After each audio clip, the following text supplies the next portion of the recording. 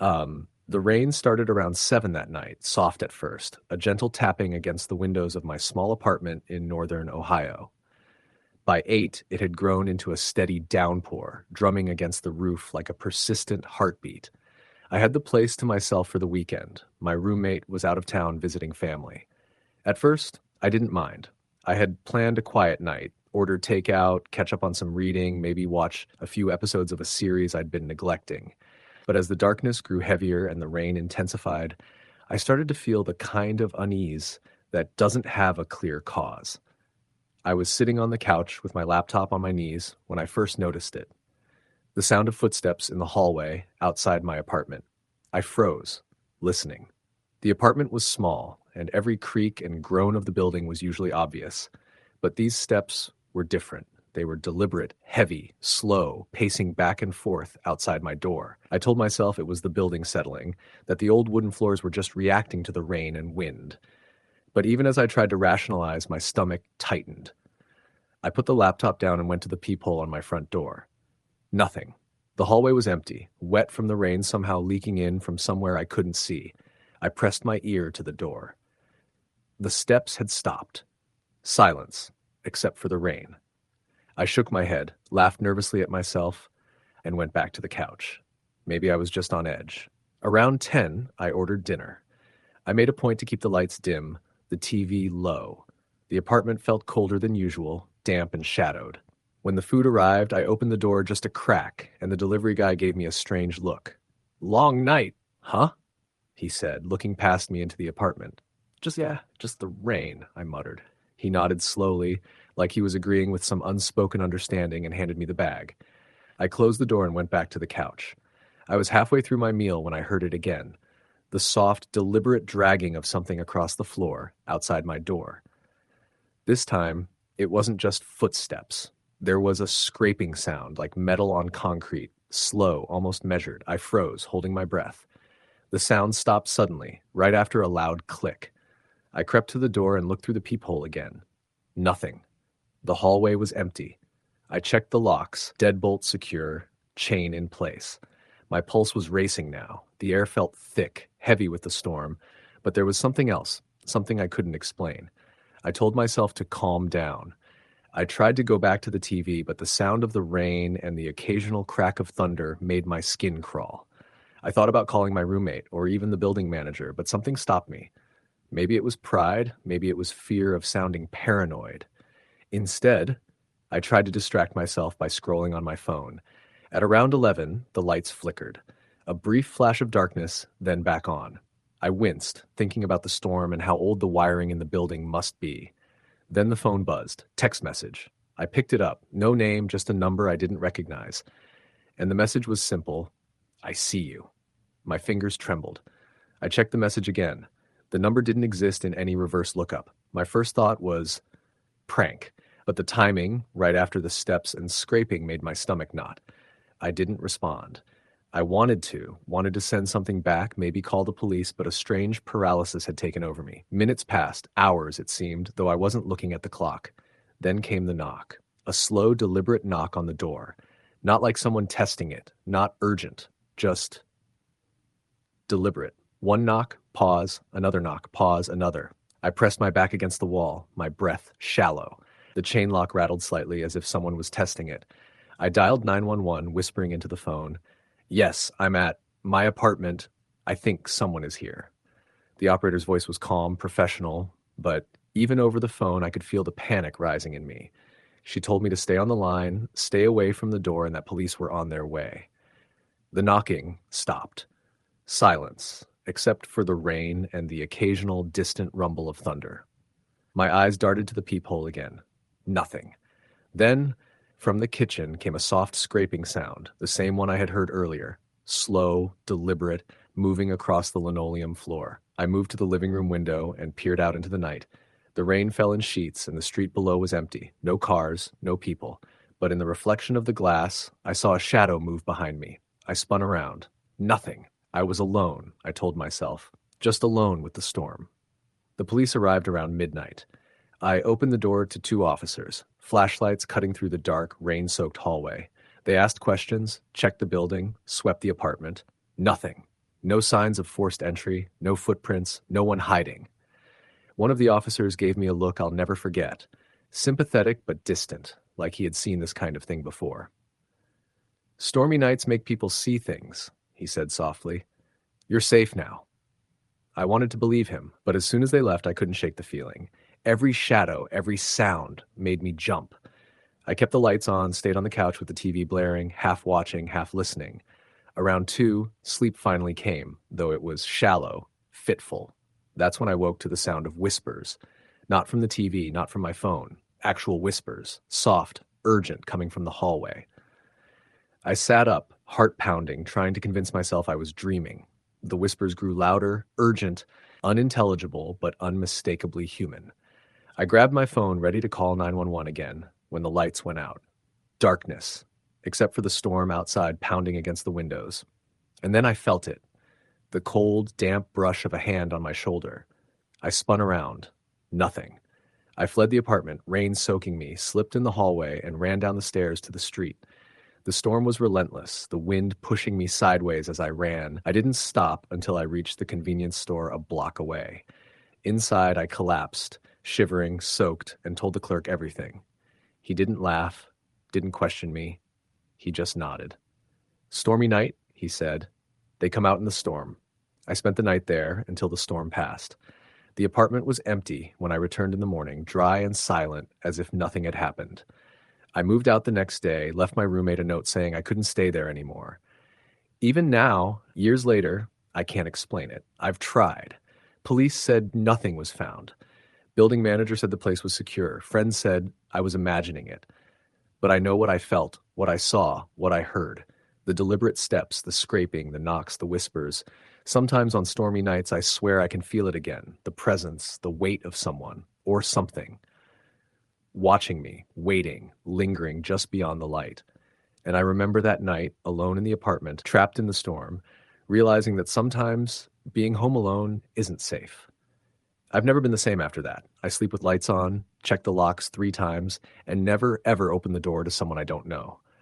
Sometimes I catch myself imagining the shadow moving behind me in a reflection, or hear the faint scrape of something across the floor in the dark. And I know, deep down, that night wasn't just in my head. A few weeks later, I read about a series of break-ins in the area, strange incidents that coincided with heavy storms. Nothing violent, nothing overtly criminal, just objects moved, doors left ajar, the feeling that someone had been inside when no one should have been. I never reported my experience in detail, but I couldn't help but feel a connection. Someone or something had chosen the stormy night to make itself known. I moved twice after that. Every apartment I've had since feels safer, more secure, but the memory lingers. Even now, if the rain is heavy and the night is dark, I feel it.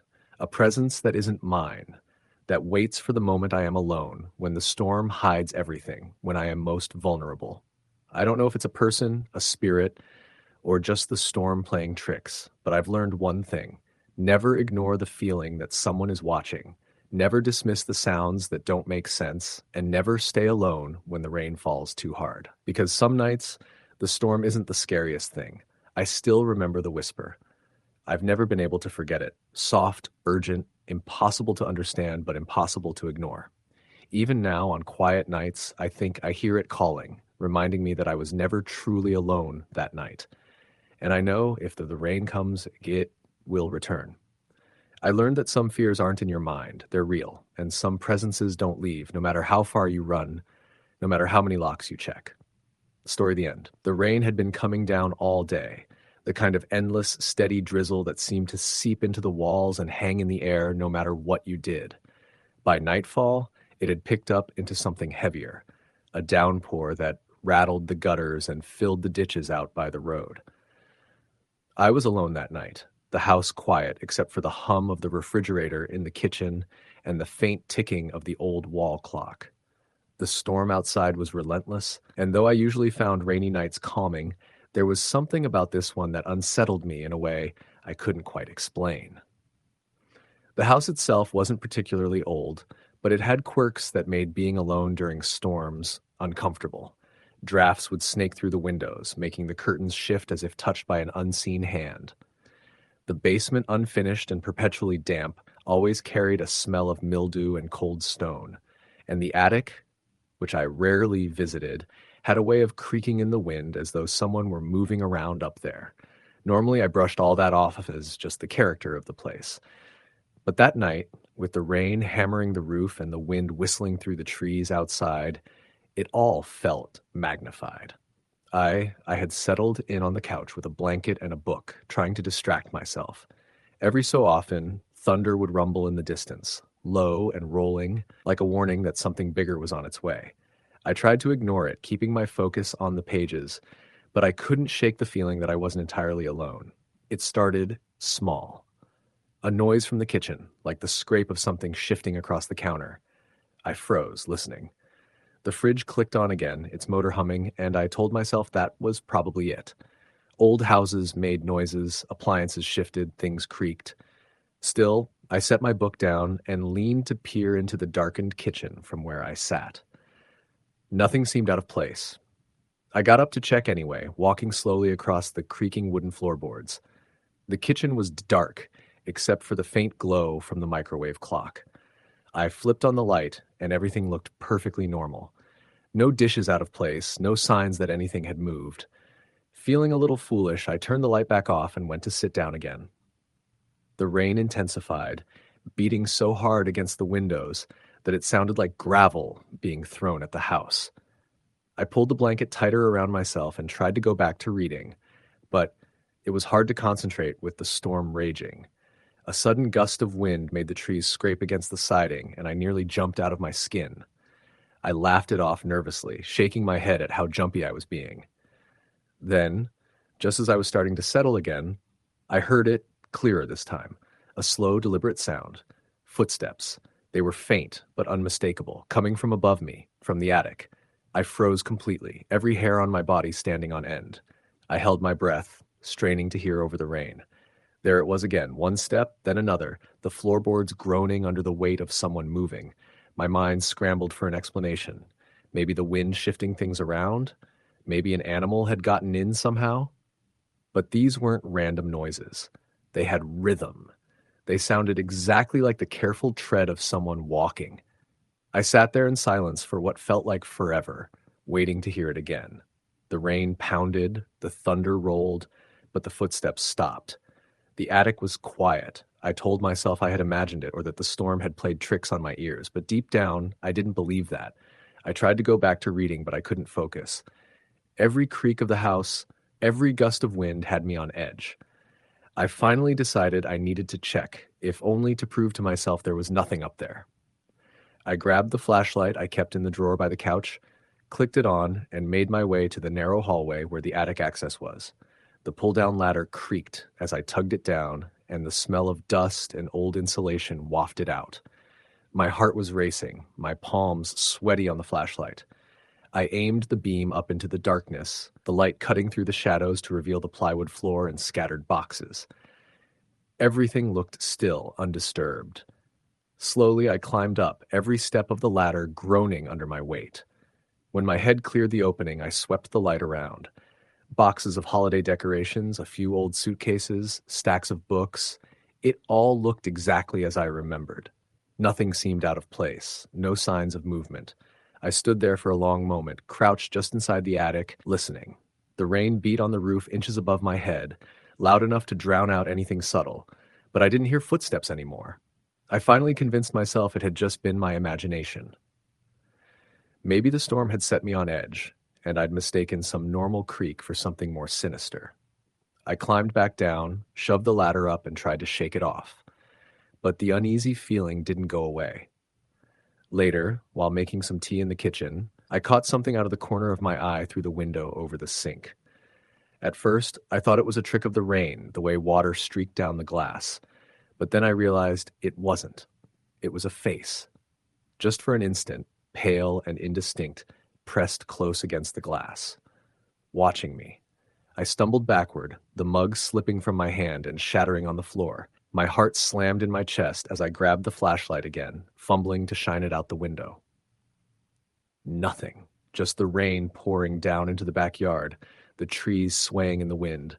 I pressed my forehead to the glass, scanning the yard, but saw no movement, no figure, no footprints in the mud.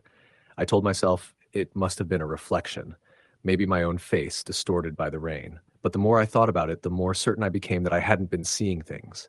The night dragged on like that, strange noises, shadows, moving in the corners of my vision, the unshakable sense that I was being watched. At one point, I swore I heard whispering, faint but close, like someone standing just behind me. When I spun around, of course, there was no one there. The storm went on until the early hours of the morning, and I barely slept at all. Even when I finally dozed off on the couch, I dreamed of footsteps above me, of pale faces at the window, of someone moving silently through the house while I lay helpless. When I woke up, the rain had stopped. The sky was gray but calm, the storm finally spent. For a moment, I almost convinced myself it had all been a bad dream brought on by nerves and a long night alone.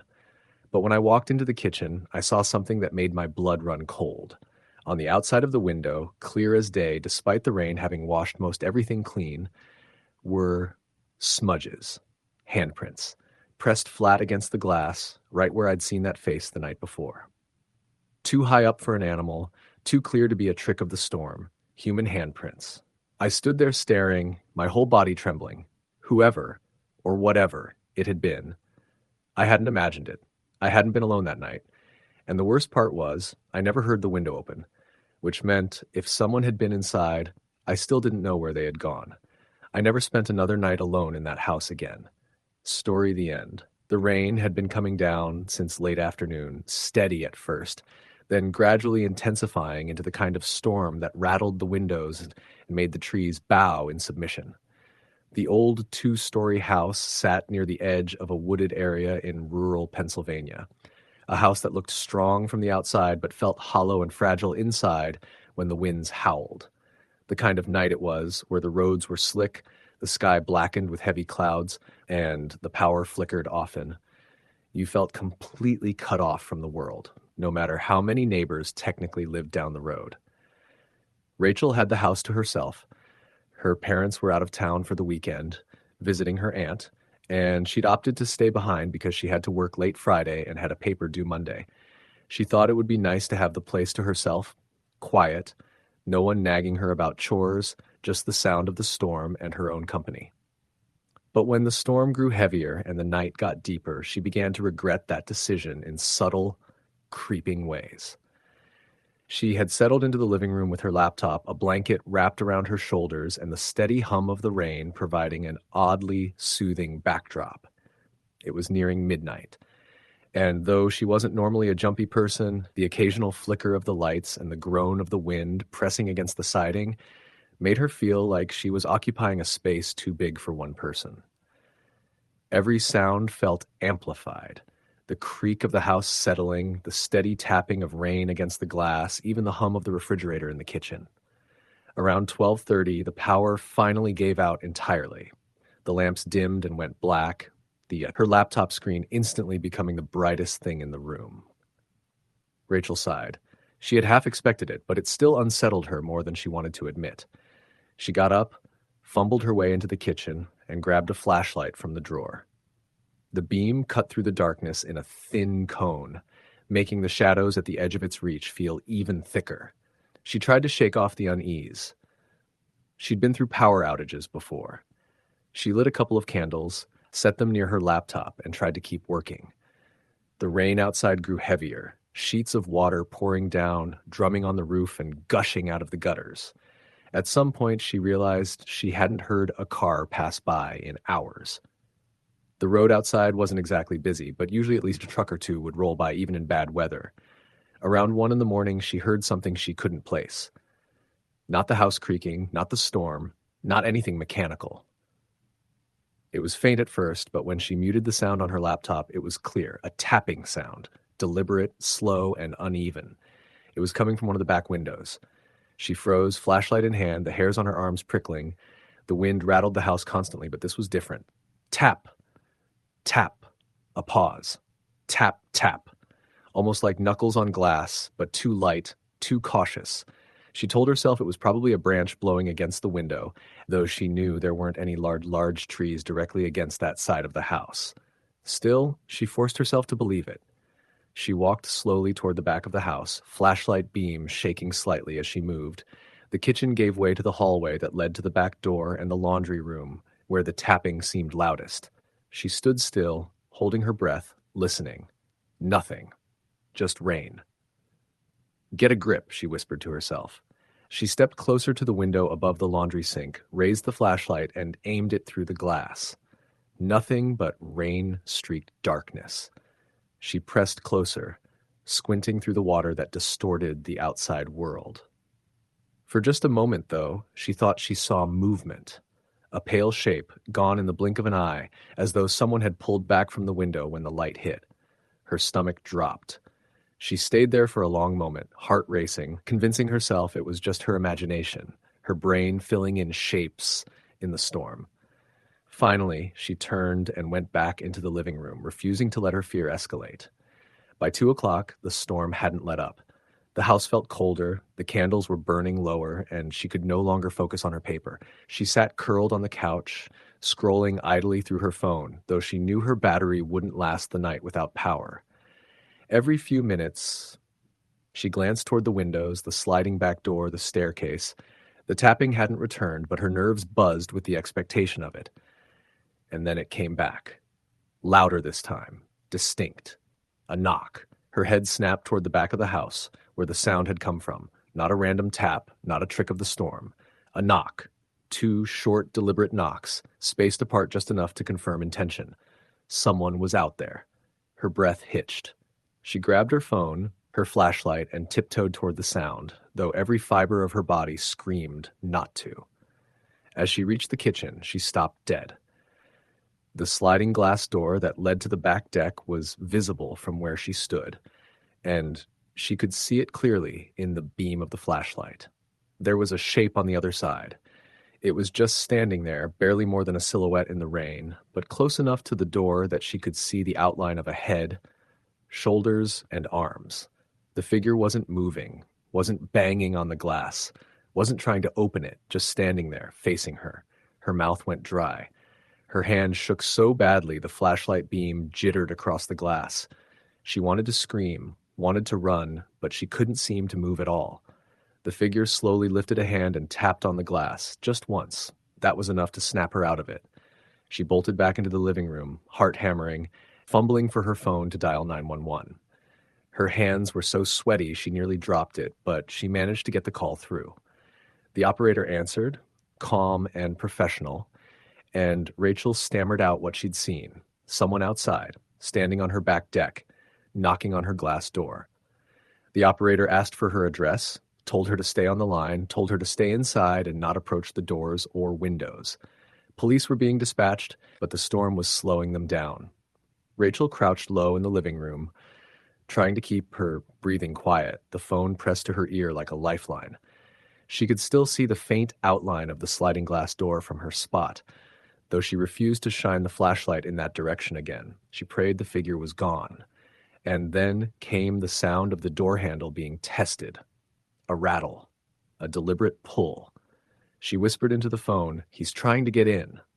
"He's trying the door." The operator's voice stayed calm, telling her to stay hidden, help was on the way. But every second felt like an eternity. The rattling stopped. Silence. She strained her ears, her whole body taut with fear. Then, from upstairs, a floorboard creaked. Her blood turned cold. She knew she'd locked the front door. She knew every window had been shut tight. She had seen the figure outside. But now something was inside. The operator kept asking her questions, but Rachel couldn't answer. She was frozen in place, staring at the staircase. Another creak. Slow, deliberate steps. The power was still out, the candles casting just enough light to make the darkness upstairs seem impenetrable. She gripped the flashlight, heart pounding so hard it hurt, and waited, praying the sound would stop. But it didn't. The steps grew closer, moving toward the top of the stairs. Rachel wanted to run out the front door into the storm, but the idea of crossing the dark hallway felt just as dangerous. She pressed herself lower, crouched between the couch and the coffee table, barely breathing. Finally, after what felt like forever, The sound stopped. The house was silent except for the rain. "Ma'am?" The operator's voice came through the phone. "The officers are pulling up to your street now. Stay on the line with me. Don't move until they're there." Flashing lights cut through the curtains a few minutes later, red and blue strobes reflecting against the rain-slicked glass. Relief flooded her so fast she nearly cried. She ran to the door, opened it, and flagged down the officers, babbling everything she'd seen and heard. They searched the house top to bottom. Nothing. No signs of forced entry, no footprints on the stairs, no wet spots where someone might have dripped rainwater inside. They checked the yard, the deck, the woods. Nothing. Not a single trace of anyone. One of the officers suggested it might have been her imagination, a trick of the storm, or maybe even a dream she thought was real. But Rachel knew better. She had seen the figure with her own eyes. She had heard the knocks, the handle rattle, the footsteps upstairs. The police left after assuring her the area would be patrolled for the rest of the night. She locked the doors again, sat on the couch with every light the generator could power switched on, and didn't sleep until dawn. And still, even after the sun rose and the storm cleared, she couldn't shake the feeling. Because when she went into the laundry room later that morning, she saw something on the inside of the window. Faint, almost gone from the condensation and the night air, but still visible. A handprint, pressed from the inside. Story the end. The rain had started in the late afternoon, the kind of steady drizzle that felt like it had been waiting all day to show up. By dusk, it had become heavier, soaking the streets until they shone under the yellow glow of streetlights. The gutters outside my small rental house gurgled as water rushed through, spilling over in places where they hadn't been cleaned in too long. I didn't mind the sound of rain. In fact, I usually liked it. Nights like this gave me an excuse to stay inside, make a pot of coffee, and catch up on reading. But there was something about this particular evening that felt heavier, more oppressive, as if the storm itself carried a weight. I lived alone then, in a little one-bedroom house on the edge of town. The neighborhood was quiet, mostly older people who kept to themselves. On a rainy night, the streets cleared out completely. Even the occasional car driving by seemed rare. That kind of isolation didn't bother me much during the day, but at night, especially a night like this one, it made me feel far removed from the rest of the world. By the time the clock hit 9, the rain had escalated into a downpour. The wind gusts made the house creak, and the trees outside scraped their wet branches against the siding. I made myself a grilled cheese sandwich and settled into the couch with a blanket, my lamp casting a small pool of light against the otherwise dim room. I flipped channels absent-mindedly before stopping on the local news. They were running a story about flash flood warnings and urging people not to travel if they didn't have to. I muted it and leaned back, listening to the steady pounding on the roof. I must have dozed off, because when I opened my eyes again, the clock read 11:42. The sandwich plate was still on the coffee table, and the television had rolled over into some late-night infomercial. The house was quiet, except for the rain and the occasional groan of the wind. I pulled the blanket tighter, debating if I should just head to bed. That's when I thought I heard something else. A faint tapping noise, distinct from the rhythm of the rain. At first, I brushed it off. Old houses make noises, especially in storms. But then it came again, more deliberate this time. It wasn't on the roof or walls. It sounded like it came from the back door. A soft, steady knock. My heart gave a little jolt. Nobody should have been outside in that weather. Nobody should have been knocking on my door that close to midnight. I froze, listening. The knock came again. 3 light raps, almost polite, followed by silence. I turned the TV volume up slightly, as though that would somehow make me feel less alone. But the sound persisted. I finally forced myself up, grabbed my phone, and tiptoed toward the kitchen where the back door was. The window above the sink looked out into the backyard, though with the rain streaking the glass, it was hard to see much. The porch light wasn't working. It had burned out weeks ago, and I hadn't gotten around to replacing it. So beyond the faint reflection in the glass was only darkness. I stood there, heart thudding, trying to convince myself to be rational. Maybe a branch had blown loose and was tapping against the siding near the door. Maybe a neighbor needed help, though that seemed unlikely. Still, I crept closer and flicked on the kitchen light. The brightness made me feel exposed, but I forced myself forward until I was at the door. I leaned to the side and squinted through the small window near the top. Nothing. Just the rain falling in sheets, splashing into the puddles on the patio. I waited a long minute before backing away. I must have been imagining it. Maybe half asleep, I'd mistaken the sounds of the storm. I returned to the living room, turned the TV back down, and tried to relax. But then I heard it again. This time it came from the front of the house. A knock, same rhythm, 3 soft raps. I froze. My skin prickled. There was no way I'd confuse that sound with rain. Someone was outside. I thought about calling the police, but what would I even say? That someone knocked on my door? That wasn't illegal, and they'd probably tell me to wait it out. Still, unease gnawed at me as I walked to the front window and gently pulled back the curtain just an inch. The street outside was empty, gleaming wet under the streetlight. No cars, no people, just the sound of rain hammering everything. I let the curtain fall and backed away, pulse racing. I reminded myself that I locked both doors, double-checked them every night. Whoever it was couldn't get in. Probably some drunk who had the wrong house. That was all. Still, I couldn't shake the feeling that something was wrong. I sat on the couch again, every nerve alert, straining to hear through the storm. For a while, nothing happened. I even started to think maybe I had imagined the knocks after all. But around 12:30, I heard a new sound, one that made my stomach twist. Footsteps. Slow, deliberate footsteps on the wet gravel of the driveway. I muted the TV again and sat perfectly still. The steps crunched, then stopped. I imagined someone standing just outside the glow of the streetlight, watching the house.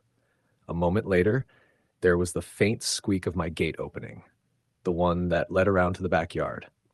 I grabbed my phone and dialed 911 with trembling fingers. When the operator answered, I whispered that someone was outside my house, possibly trying to get in.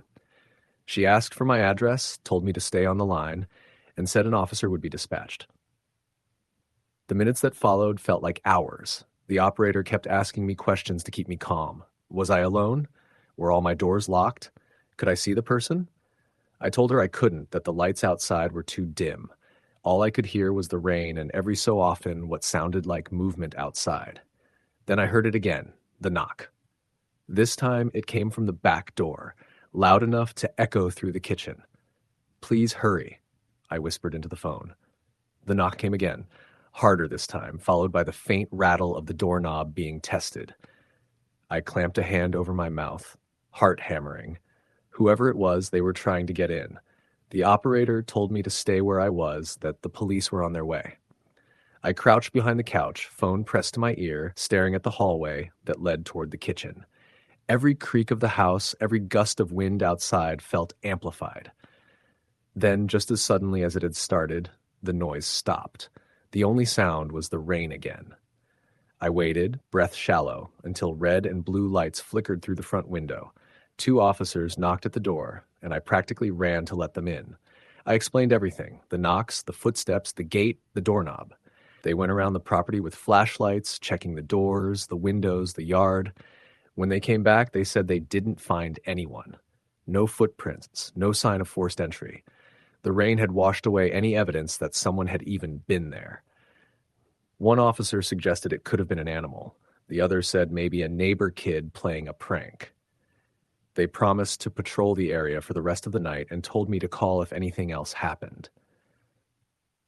After they left, I locked the doors again and sat awake until nearly dawn, too shaken to sleep. Eventually, exhaustion won out, and I drifted off on the couch with the TV still on. The next morning, the storm had passed. Everything outside glittered with rainwater under the clear sky. For a while, I convinced myself the whole thing had been blown out of proportion by my own nerves. Until I went to the back door. The muddy prints were faint, nearly washed away, but they were there. Bare footprints, human, leading right up to the door, and they didn't lead away. Story the end. The rain had been coming down steadily since late afternoon, hammering against the roof with that steady, almost hypnotic rhythm that makes a person both restless and tired at the same time. I lived alone back then, in a small one-bedroom rental house on the edge of a rural town in Pennsylvania, the kind of place where there were no real neighborhoods, just long stretches of road dotted with spaced out houses, many of them old, sagging structures that looked like they'd been around since the Civil War. Mine wasn't quite that bad, but it wasn't new either. The walls groaned on windy nights, and sometimes the floorboards creaked even when I was the only one inside. I always told myself it was just the house settling, but when you're alone, those noises have a way of getting under your skin. That particular night, I remember it was around 8 when the storm really picked up. Thunder rolled through the valley, deep and low, rattling the window panes. The power flickered once or twice, making my heart jump every time, until finally the lights dimmed for good and the house sank into total darkness. I cursed under my breath, fumbling for the flashlight I kept in the kitchen drawer. I wasn't exactly afraid of storms, grew up with plenty of them, but something about being by yourself in an old house with rain lashing at the windows and no power makes the dark feel heavier, almost alive. I lit a couple of candles and set them on the coffee table. Their flickering light barely reached the corners of the room. The shadows seemed to crawl along the walls like they were moving on their own, which unsettled me more than I'd admit. I tried to distract myself, reading a book by candlelight, but after about 20 minutes, I kept catching myself glancing toward the window, listening for something that wasn't there. Or maybe it was there, just too faint for me to be sure. It wasn't unusual in that area to hear things outside at night. Stray dogs, raccoons, even deer moving through the brush. But every so often, you'd hear stories from the locals about weird things that happened out here. A neighbor once told me about hearing someone calling his name from the tree line in the middle of the night, even though nobody was out there. Another mentioned seeing figures standing on the side of the road in the rain who vanished when headlights hit them. I always brushed those stories off as rural folklore, people who had too much to drink or who let the isolation play tricks on their minds. But that night, with the storm howling and the house rattling around me, I found myself remembering every one of them. Around 9, I heard it. At first, it was faint, almost masked by the sound of rain drumming against the roof. A knock, just one, sharp and deliberate. I froze, holding my breath, ears straining. For a second, I wondered if I'd imagined it, but then came another. This time, a little louder. A definite knock on my front door. My chest tightened. I wasn't expecting anyone, and with the storm going on, it wasn't like a neighbor would just stop by. Still, I told myself it could have been someone whose car broke down, like someone looking for help. It wouldn't have been the first time a stranded motorist ended up at a stranger's doorstep out there. But there was something about that knock that set me on edge. It wasn't hurried. It wasn't desperate. It was steady, calm, like whoever was outside wasn't concerned about the storm at all. I got up slowly, flashlight in one hand, the other hovering near the baseball bat I kept leaning by the door. I don't know if I expected to use it, but it gave me a sense of control. The knocking stopped as I approached. My heart thudded against my ribs. I swallowed hard and called out, "Hello?" No answer. I waited, straining to hear over the rain. Nothing but the sound of water streaming from the gutters and the occasional low rumble of thunder. I edged closer, shining my flashlight through the small glass pane in the upper part of the door. All I could see was rain falling in sheets and the faint glow of my porch light. Thankfully, it was solar-powered, so it still worked even with the power out. But there was no sign of anyone standing there. I let out a shaky breath and tried to laugh it off. Maybe it had been a branch or something carried by the wind. I was halfway back to the couch when it came again. This time, not on the door, on the side window. 3 slow taps, deliberate as a heartbeat. I spun around so fast, the flashlight beam jerked wildly across the walls. My pulse roared in my ears. That window was higher up, no tree branches near it. No way something had just blown into it by accident. Who's there? My voice cracked when I said it. Again, no reply. Just the steady sound of rain.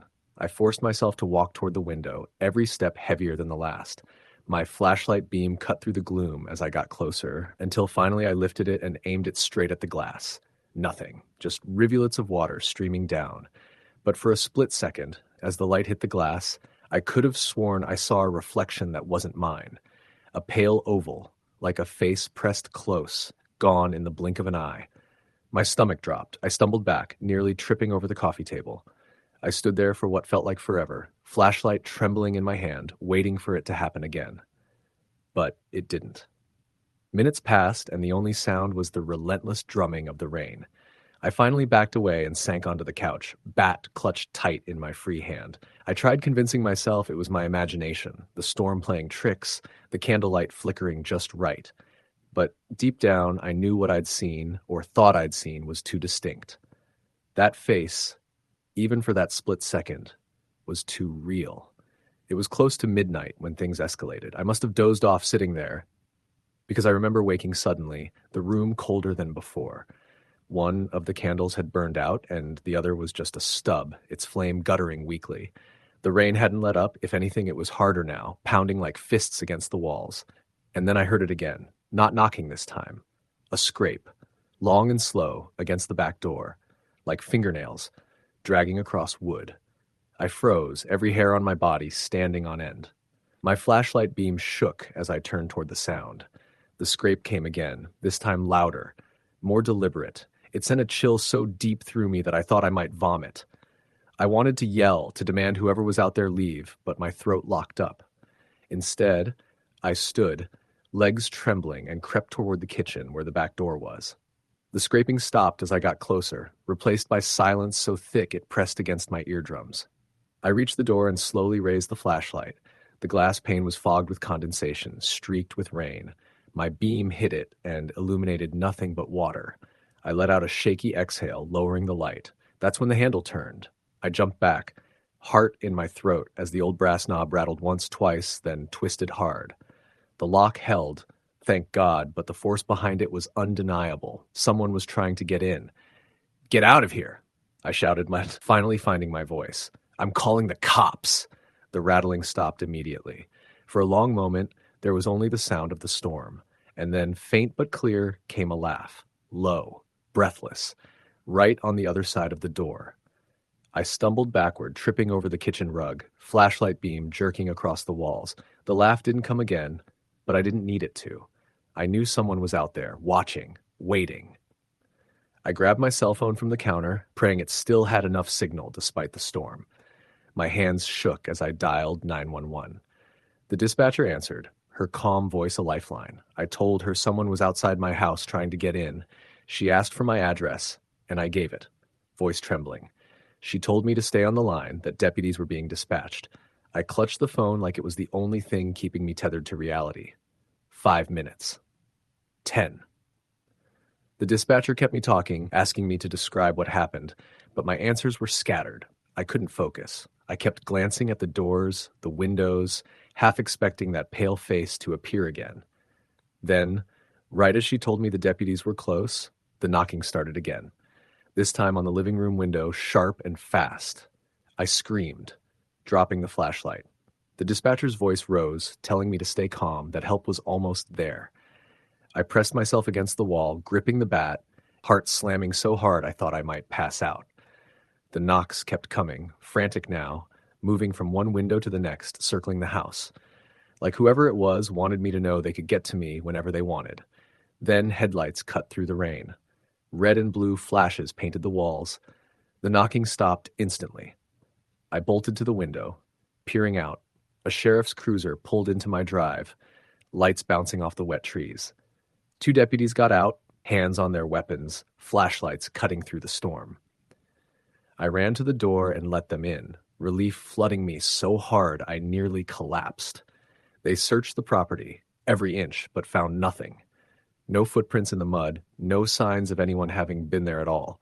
They told me it could have been a prank, maybe kids messing around. But the look in one deputy's eyes told me he didn't fully believe that either. They stayed until nearly 2 a.m, with Frash making sure I was calm enough to be alone. I wasn't, not really. But what choice did I have? When they finally left, the storm had died down, though the night was still heavy with rain and mist. I didn't sleep until the sun came up. Even then, I never shook the feeling that something had been out there, watching, pressing its face to the glass just long enough for me to see. And the worst part? I never heard the laugh again. Not outside.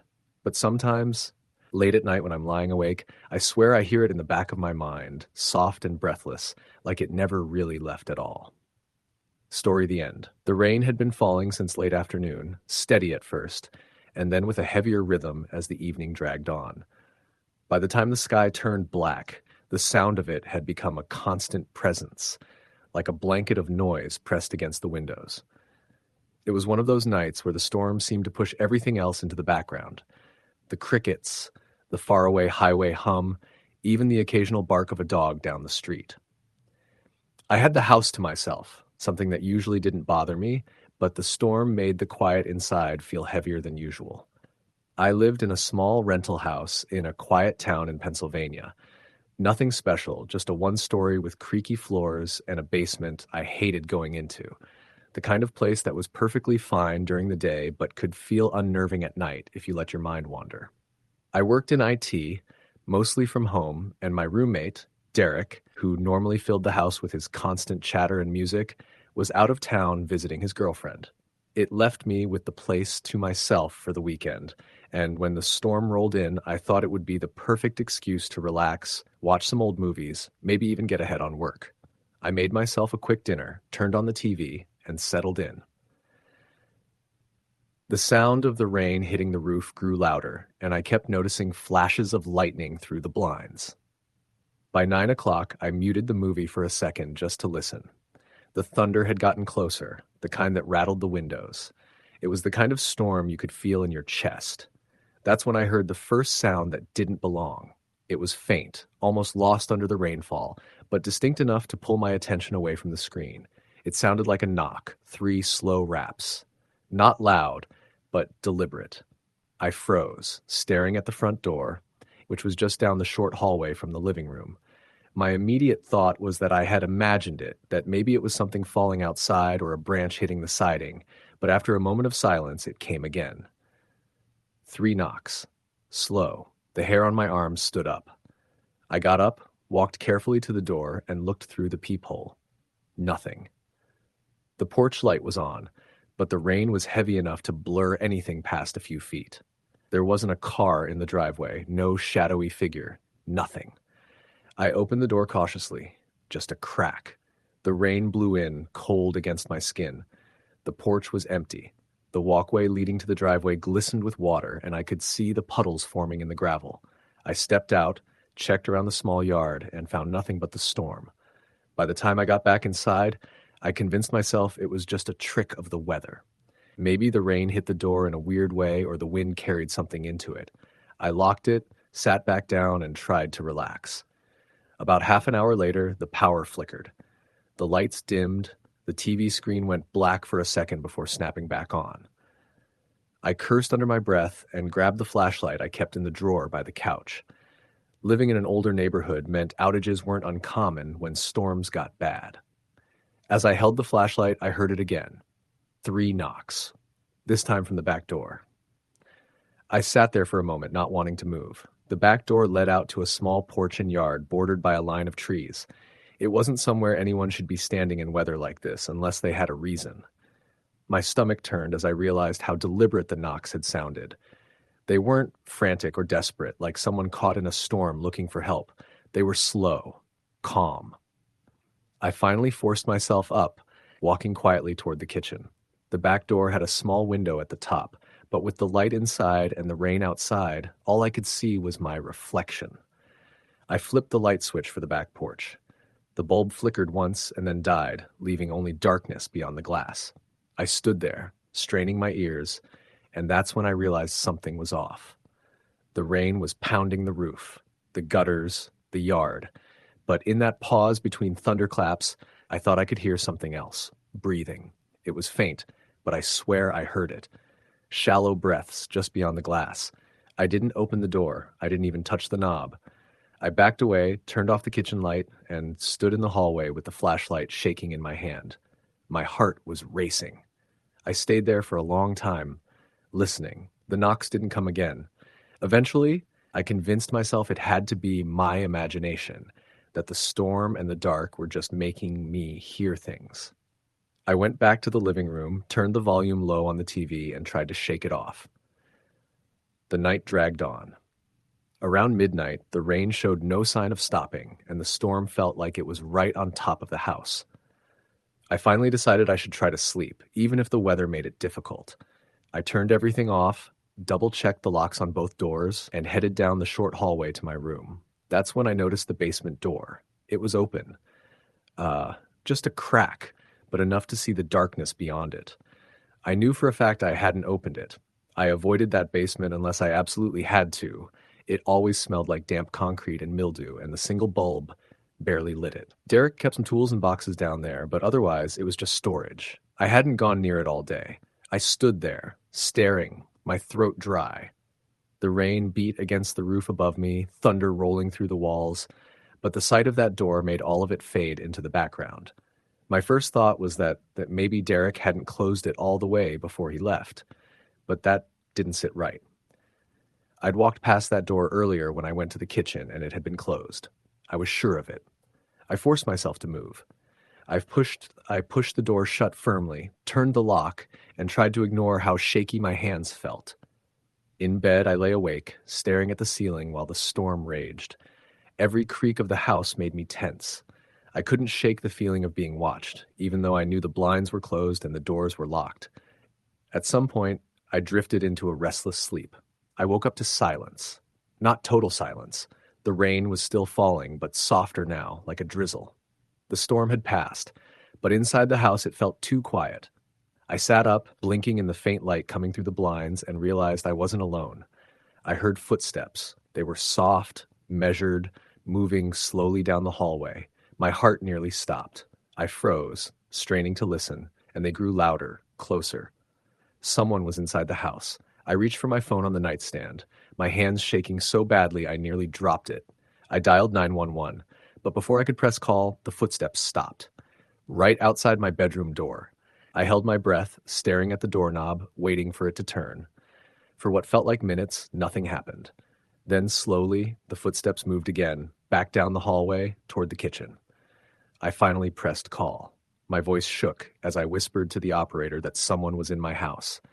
She told me to stay quiet, stay on the line, that police were on their way. The footsteps didn't come back. I sat there in the dark, clutching the phone, listening to my own heartbeat. When the police arrived, they searched the entire house, every room, every closet, even the basement. They found no one. No signs of forced entry, no wet footprints on the floor. Nothing. They told me it was probably just the storm, the house creaking, my imagination playing tricks on me. But I know what I heard. I know those knocks weren't the rain. I know the basement door hadn't opened by itself, and I know with every part of me that someone or something stood outside my room that night. And sometimes when it rains like that again, I swear I hear it. 3 slow knocks. Story the end. The rain had started sometime around dusk, heavy at first, rattling against the roof and windows like a bag of nails being poured onto the siding. By nightfall, it had softened into a steady, unrelenting pour, the kind of rain that drowns out everything else and leaves the world sounding muffled, isolated. I was sitting on the couch in my small rented house on the edge of town, the kind of place with more personality than convenience. The walls were thin, the floors creaked, and the heating unit in the hallway hummed louder than any television. But it was cheap and quiet, and that was enough for me. That night, I remember feeling the quiet differently. I had planned on it being a simple night. A book, some leftovers, and maybe a late-night show if I couldn't sleep. The storm outside made the house feel cocooned, safe even, like the world had shut itself away. But sometimes, in that kind of silence, little things creep in. Thoughts, sounds, memories you'd rather not be reminded of. Around 9 o'clock, I went to the kitchen to heat up some soup, the kind that comes in a can, half comfort, half laziness. The rain was still hammering the windows, water streaming down the glass in sheets. Every so often, a car would pass on the wet street, headlights diffusing through the rain, but otherwise there wasn't much movement outside. The neighborhood wasn't busy on the best of nights, and on a night like that, it felt deserted. I carried the bowl back to the living room and set it on the coffee table, pulling the blanket tighter around me. The lamp beside the couch cast a soft yellow glow across the room, but the corners stayed dark, swallowed up by shadows. I had lived there long enough to know every creak of the place, every draft that slipped through the window frames. That's why when I heard the first sound, it stopped me mid-bite. It wasn't anything dramatic, just a light tapping sound muffled beneath the rain. At first, I thought it was a branch against the siding. The house sat under an old oak that dropped acorns like hail in the fall. But when I muted the television and listened closer, the sound had a rhythm to it. Slow, deliberate taps, 3 in a row, then 3 again. I set my spoon down, suddenly aware of how loud my own breathing sounded in that quiet. My first thought was that someone was at the door. But I hadn't heard footsteps on the porch, and the doorbell, though half broken, would have made some sound if pressed. I told myself it was just the storm playing tricks, some weird resonance from the rain gutters or a loose shutter. Still, I couldn't ignore it.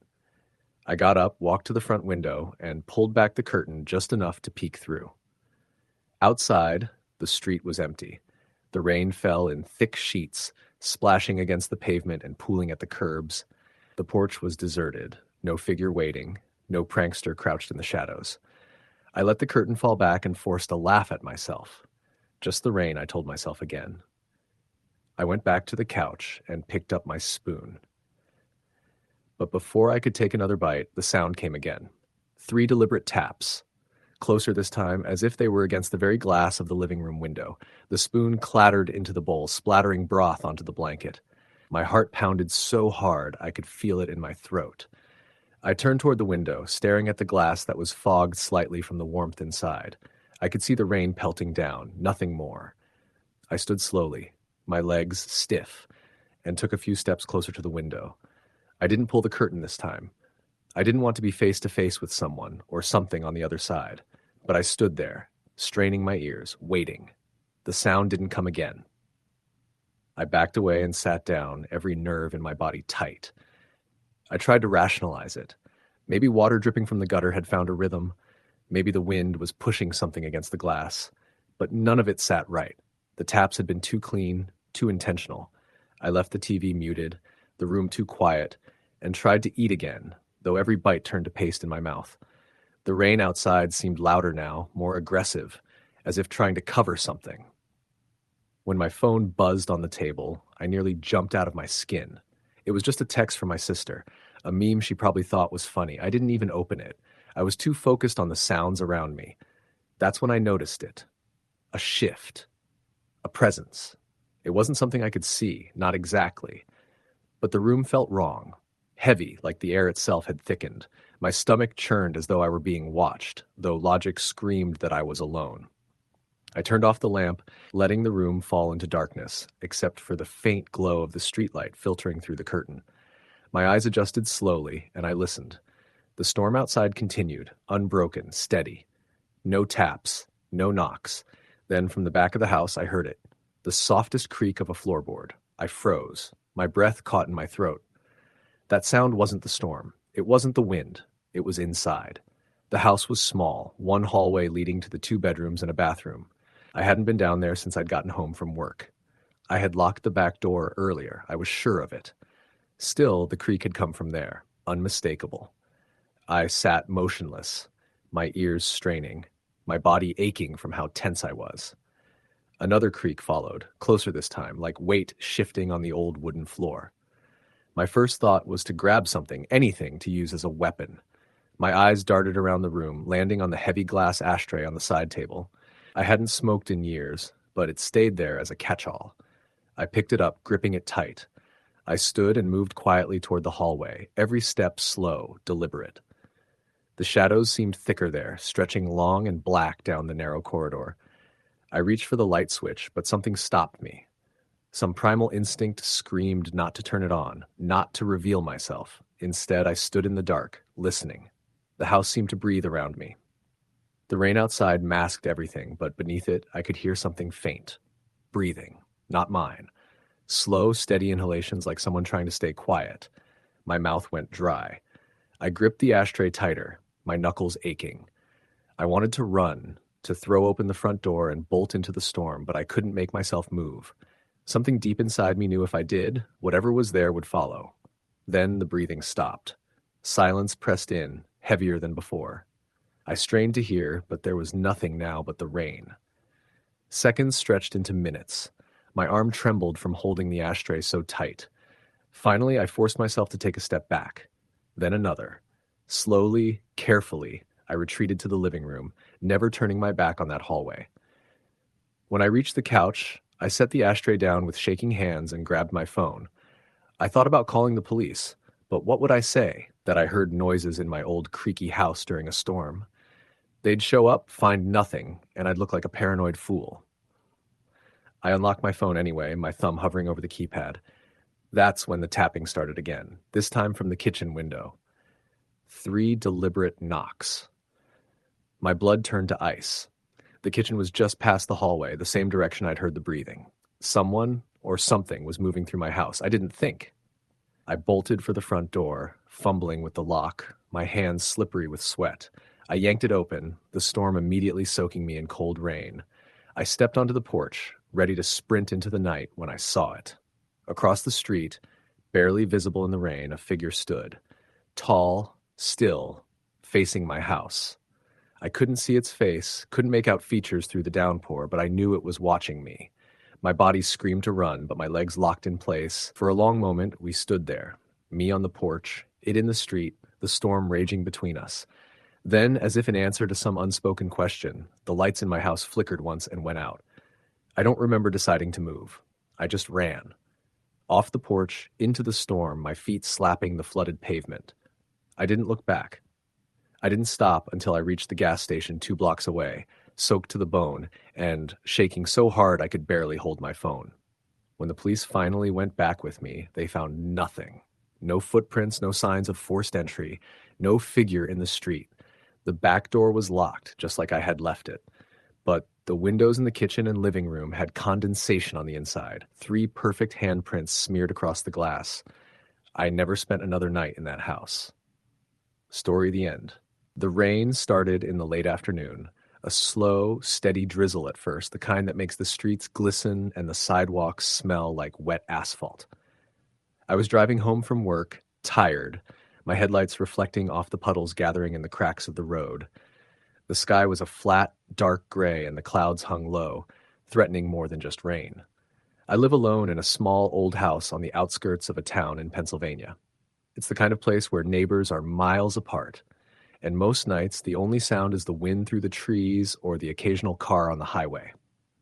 Tonight, though, I was hoping for quiet in a different way, quiet to unwind after a long week. By the time I pulled into my driveway, the drizzle had turned into a steady downpour. The windshield wipers were working overtime, and I could barely see the porch as I stepped out of the car, soaked within minutes. I fumbled with the keys, cursed under my breath, and finally got the door open.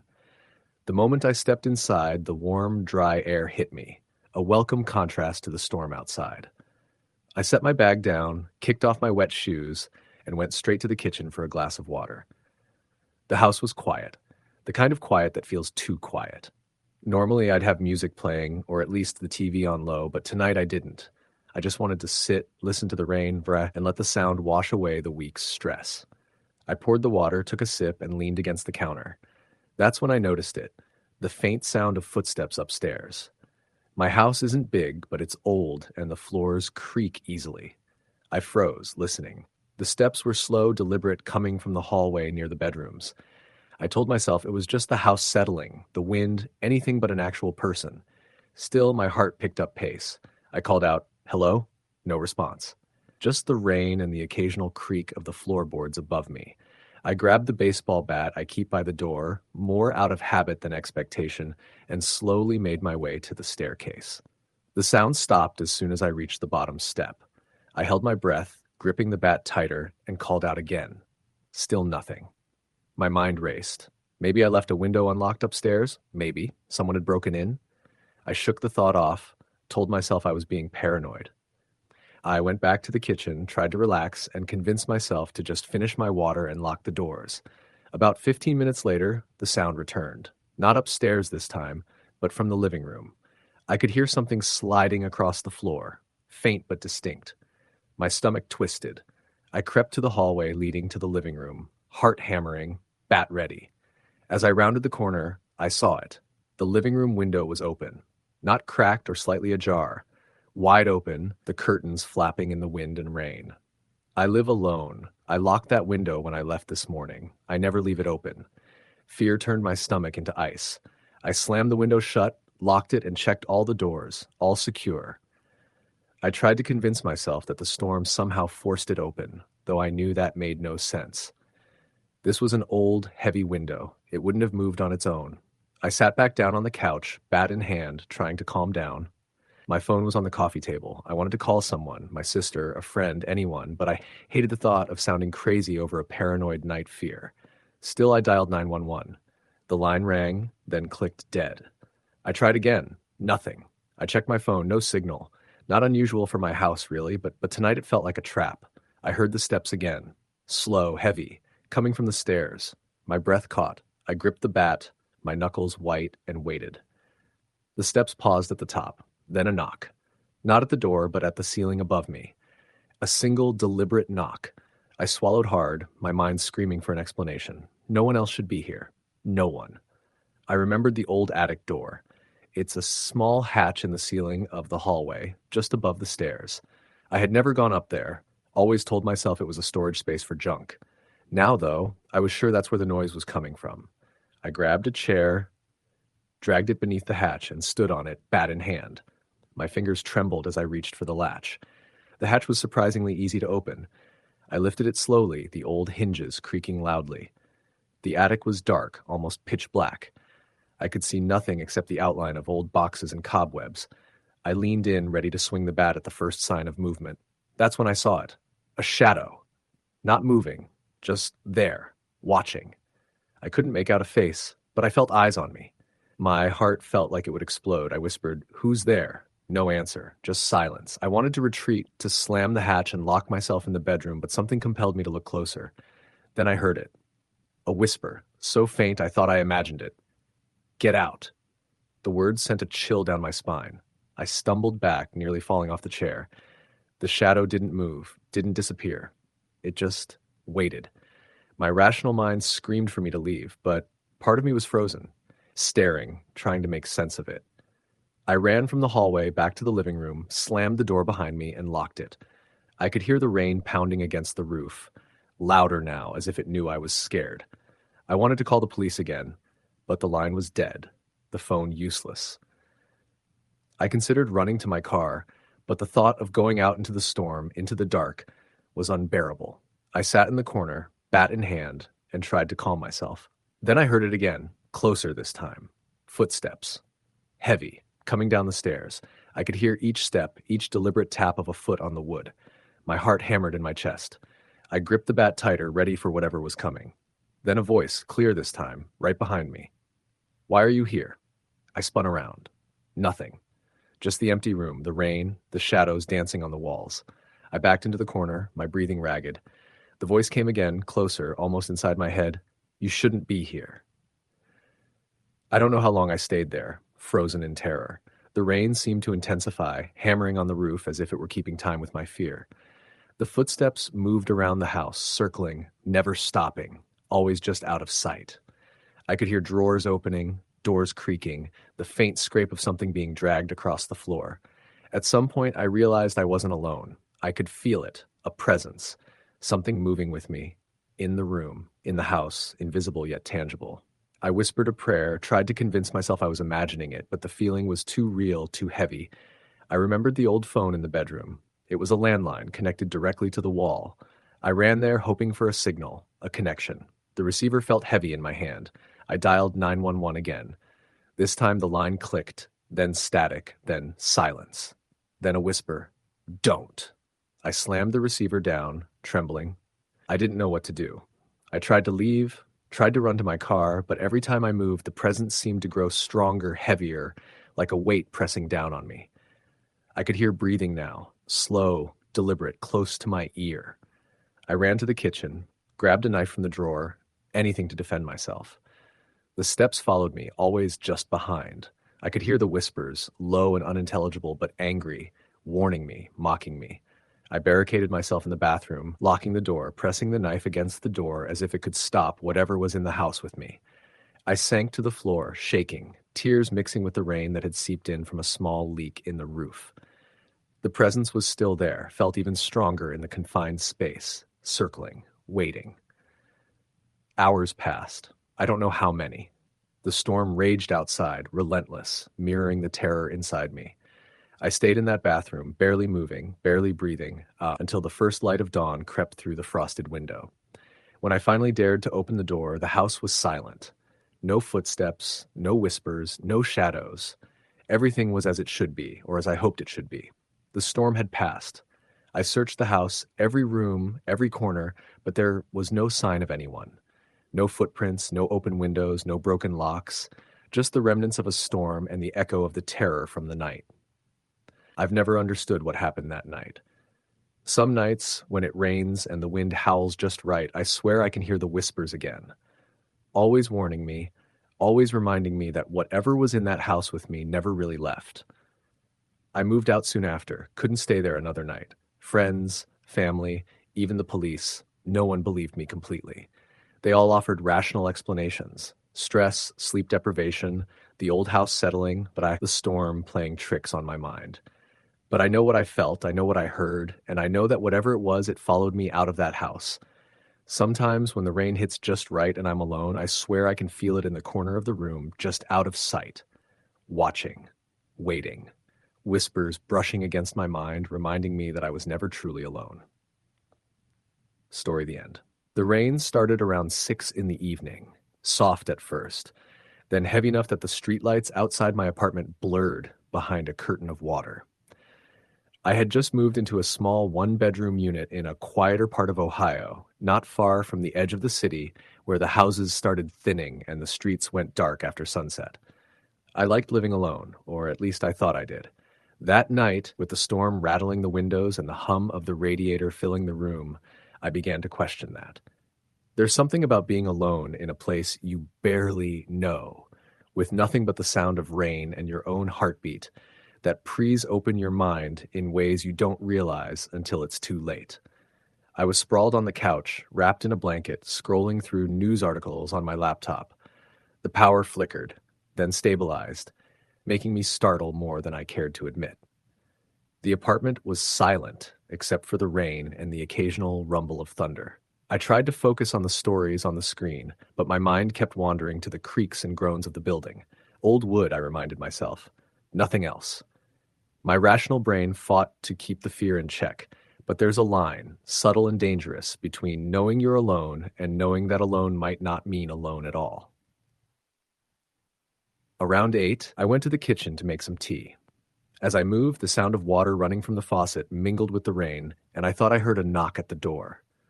One sharp, single knock, so faint that I might have imagined it. I froze, heart thudding, and strained to hear it over the storm. Then it came again, soft, deliberate, like someone testing the wood. I walked to the peephole slowly, hands slightly trembling. The hallway outside was empty, dimly lit by a flickering overhead light in the corridor. Nothing. Just the storm. I breathed a sigh of relief and muttered to myself about nerves. Tea made, I returned to the couch and sat down, trying to focus on a movie to calm my racing thoughts. About 15 minutes in, I heard it again. Not a knock this time, but a faint scrape, like fingernails dragging lightly across wood. It came from the living room window. My apartment was on the second floor, and the windows were narrow and closed. I got up and peered through the blinds, expecting to see a branch or debris from the storm. Nothing, just the rain. But then I noticed the shadow of something, or someone, moving quickly past the street below, out of the corner of my eye.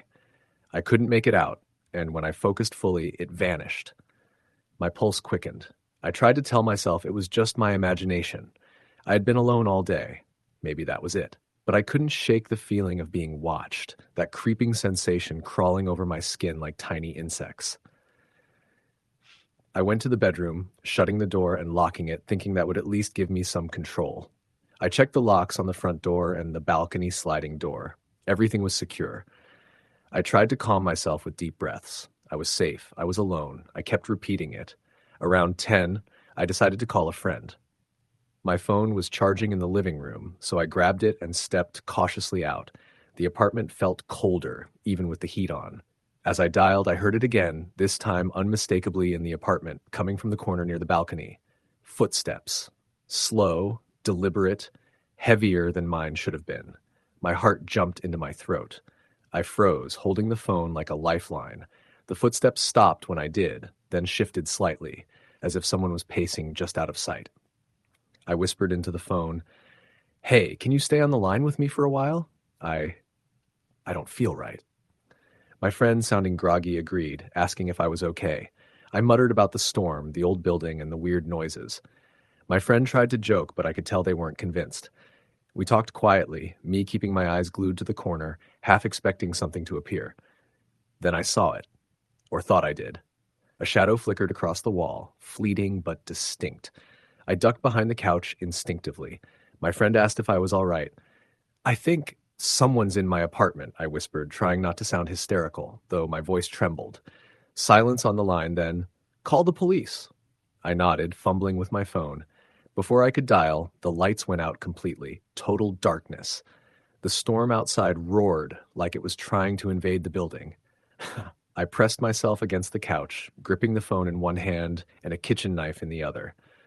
The shadow from before appeared again, this time in the corner of the living room, darker than the rest of the room, almost solid.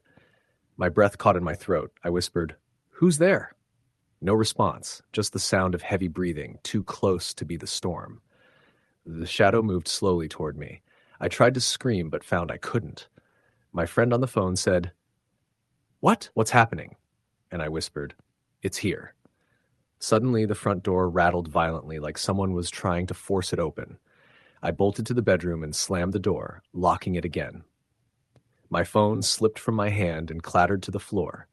I crawled on the carpet, trying to retrieve it, and saw the shadow in the hallway, elongated and shifting with a life of its own. The breathing grew louder, closer, circling the bedroom door. My heart felt like it would explode. Minutes passed like hours. The storm raged on. The shadow didn't move away. I tried to convince myself it was just a trick of light and imagination, but the way the air grew colder, heavier, and how the shadow didn't belong to anything in the room told me otherwise. I heard a voice, soft, raspy, almost a whisper against the wood. "You shouldn't be here." I pressed myself against the wall, trembling. My friend was still on the line, now panicking, trying to keep me talking. The shadow grew more defined, the edges solidifying, and I noticed a form, tall, thin, humanoid, but wrong in shape. Its limbs were too long, fingers too sharp. The thing, or person, crawled along the floor silently and then stopped just at the edge of the door, staring. I could feel it watching me. It didn't need to move. The presence alone was suffocating. I tried to call 911 again. This time the phone rang, but the line was dead. The lights flickered back on briefly, this way, and I saw it in full. Dark, featureless, a shadow taller than any human should be, and it leaned slightly toward me, as if trying to see past the closed door. I screamed, slamming the door with my shoulder, knife raised. The thing didn't move, didn't flinch, just watched. Then, as suddenly as it appeared, it was gone. The air warmed slightly, the shadow gone, leaving only the dim glow of the ceiling light and the relentless rain. The rest of the night passed in silence, broken only by the occasional creak of the building and the rain. I didn't sleep. At dawn, I packed the essentials and left, not stopping to look back. I stayed with friends for a few days trying to calm down, but the feeling followed me, the sensation of being watched, of eyes just out of sight. I didn't return to that apartment. It stayed empty for months afterward, I later learned. Some tenants refused to move in, citing strange noises, shadows, and the feeling of someone pacing behind doors. Years later, I still remember that night vividly. The storm, the shadow, the heavy breathing in the hallway. Some nights, when it rains and I'm alone, I swear I can hear that slow, deliberate movement circling me, testing me, waiting for the moment I let my guard down. It's a memory etched into me, a warning I cannot forget. Some things aren't bound by walls or floors or reason. Some things wait for storms, for empty rooms, for lonely hearts, and some things follow. I've tried to live normally since, but every rainy night brings the same fear, the same tension, tightening my chest. I know what I experienced was real, not just in my mind, but tangible. The way the air shifted, the smell of cold dampness, the movement in the corner of my vision, these are things no imagination can replicate fully. I keep my doors locked now, windows bolted, lights on during storms. I checked corners, hallways, closets, always. But the memory, the knowledge that something can be in the room without me seeing it, that's something I carry with me everywhere. Story the end. The rain had started around 7 in the evening, just as the sun had disappeared behind the thick clouds that had been hovering over the small town for the past week. I was alone in my apartment, the windows rattling slightly from the gusts of wind and the occasional splash of water from the gutters overflowing. It had been one of those days where everything went wrong. My car broke down, my phone died, and I was stuck in traffic for over an hour on the way home. By the time I got inside, soaked and frustrated, all I wanted was a hot shower and to curl up with a cup of coffee while the storm raged outside. I lived on the third floor of an old brick building downtown, the kind that had a creaky elevator that smelled faintly of mildew and years of paint peeling in the corners. The neighborhood wasn't dangerous, but it had a weird kind of quiet after dark, as if everyone else retreated inside, leaving the streets empty and slick. I locked the door behind me, slipped off my wet jacket, and flicked on the lights. That's when I noticed the faint sound, almost like footsteps, coming from the hallway outside my apartment. At first, I ignored it. I assumed it was just someone else moving around in the building, maybe a neighbor coming home late. But the sound didn't stop. In fact, it seemed to grow louder, more deliberate. It was the kind of slow, dragging sound that makes your stomach tighten.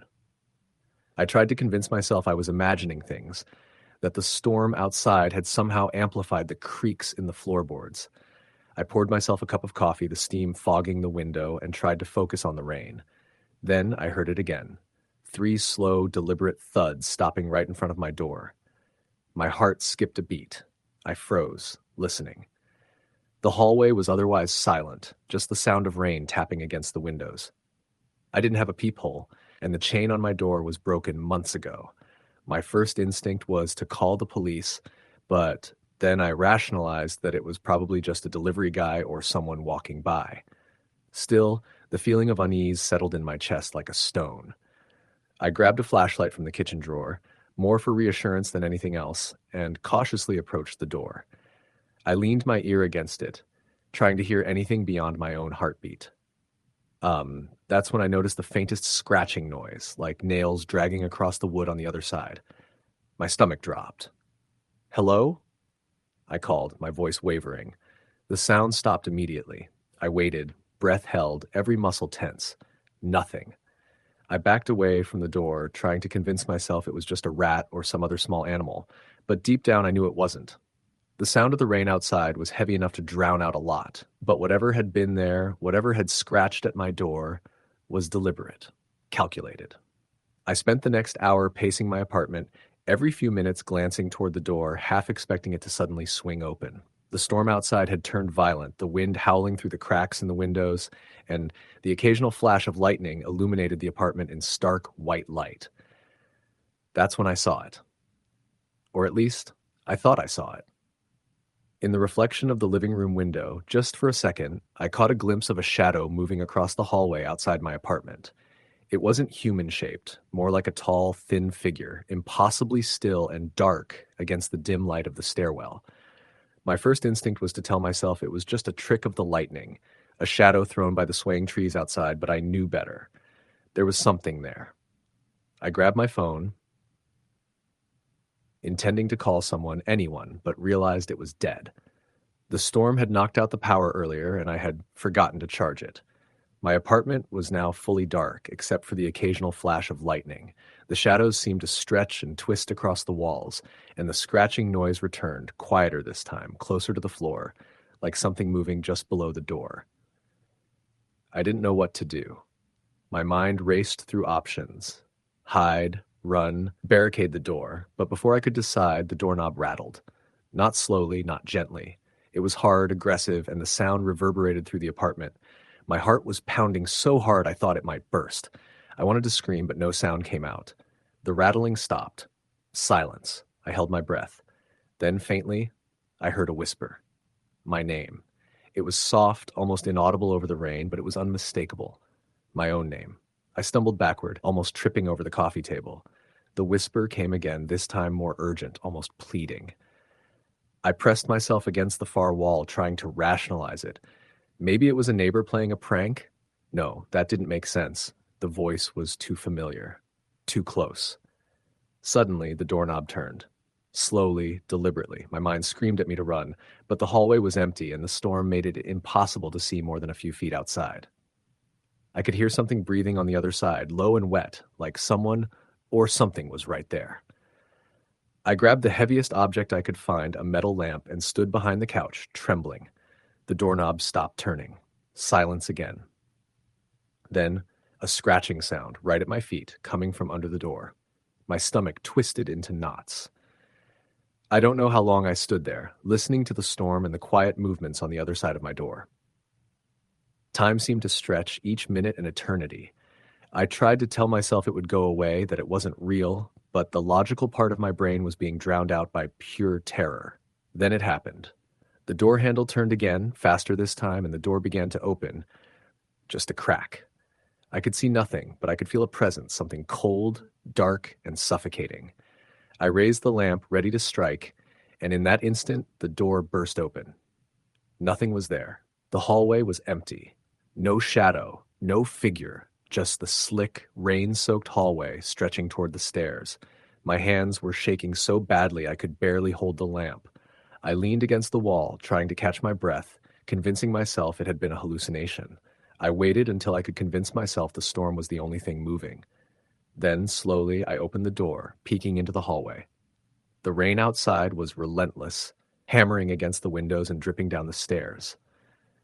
But the hallway itself was empty. No one had been there. I spent the next hour checking every corner of the apartment, listening intently for any sound. Eventually, the storm started to die down, the rain softening to a drizzle. My phone still dead, I finally sank onto the couch, exhausted. I kept the lamp in front of me like a shield, unwilling to let my guard down. It was probably 3 a.m. when I finally dozed off, the storm now a soft patter against the windows. I woke to the sound of footsteps, slow, dragging, deliberate, coming from inside the apartment. Not the hallway, inside. I froze. My eyes scanned the living room, the kitchen, the bedroom, but saw nothing.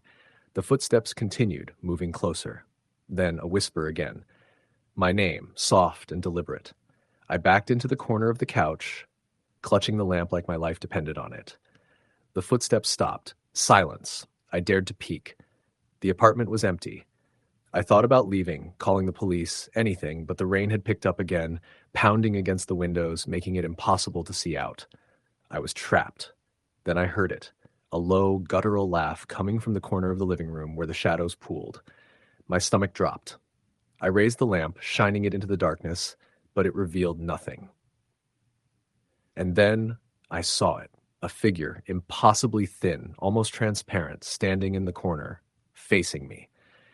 Its head tilted unnaturally to the side, and its eyes, if they could be called eyes, glowed faintly red in the dim light. Its mouth stretched into a smile far too wide for any human face. I screamed, but the sound was swallowed by the storm. The figure didn't move closer, didn't do anything, just stared. I don't know how long we stayed like that, me frozen in terror, and it standing there, watching. Then, without warning, it vanished. Just like that, as if it had never been there. The rest of the night passed in a blur. I stayed on the couch, lamp raised, eyes scanning every shadow. The storm raged until dawn, but nothing else happened. By the time the sun came up, the world felt normal again. The kind of normal that made you question what had happened, whether it had been real. I moved out of that apartment a week later. I never found out what it was or why it had been there. But every time it rains, I remember the feeling, the presence, the whispers, the eyes in the dark. And I know without a doubt that whatever it was, it's still out there, waiting for someone foolish enough to be alone on a rainy night. Story the end. The rain had been falling for hours, relentless and steady, turning the streets into rivers and the sidewalks into slick sheets of wet concrete. It was one of those nights where the storm is so intense that it makes the ordinary feel alien, unfamiliar, and dangerous. I had just moved into a small rental house in a quiet town in Ohio. It wasn't anything special, just a modest 2-story with a creaky wooden floor, drafty windows, and a basement that always smelled faintly of damp concrete. My roommate was out of town visiting his family, leaving me alone for the weekend. Normally, I liked being alone, but that night, the storm made the house feel different. I spent the evening unpacking some boxes I hadn't gotten around to and trying to settle in. The sound of the rain hitting the roof was constant, rhythmic, almost hypnotic. But there was an underlying tension that made my heart race every time the wind rattled the windows. I tried to focus on a movie to distract myself, but the constant flashes of lightning made the shadows in the corners of the room stretch and shift in unnatural ways. I told myself it was just the storm, nothing more. Nothing more. Around 8 o'clock, as I was pouring a glass of water in the kitchen, I heard it. A knock at the front door. I froze, holding the glass halfway to my lips. It was slow, deliberate, 3 soft, measured knocks. I told myself it was probably the wind, or maybe a branch scraping against the siding. But as I listened, I realized there was no wind strong enough to make that sound through the door. My stomach tightened, and a cold shiver ran down my spine. I approached the door cautiously, peering through the peephole. The porch was empty, the dim light of the porch lamp illuminating nothing but rain-soaked concrete. No car in the driveway, no shadow, no movement at all. I stepped outside, the cold rain immediately soaking me, and scanned the yard. Empty. I even walked to the edge of the driveway. Nothing. Whoever, or whatever, had knocked had vanished. I returned inside, trying to convince myself it was my imagination. I locked the door and went back to the living room, but I couldn't shake the feeling of being watched. Every creak of the house, every gust of wind through the eaves made me flinch. I kept imagining shadows moving just beyond my sight, fleeting glimpses in the corner of my eye. About half an hour later, the lights flickered. The power surged and then went out for a few seconds before returning. I muttered under my breath, grabbed the flashlight from the kitchen drawer, and checked circuit breaker, just in case. As I did, I heard it again. 3 slow, deliberate knocks. This time they were coming from the back door, the one leading to the small deck in the backyard. I froze, staring at the door. The rain was heavy, sheets of water obscuring the view beyond the glass. I held my breath, straining to listen. Tap, tap, tap, slow, measured, deliberate. My hands shook as I picked up the phone, unsure whether to call the police or just sit quietly. I considered calling my roommate, but he was hours away and would be asleep by now. I tiptoed to the kitchen, trying to get a better view of the back door through the small window. All I could see was darkness, distorted by the rain, and the occasional flash of lightning that lit the trees swaying in the wind. Nothing human, nothing alive. I locked that door as well and checked all the windows. Everything was secure.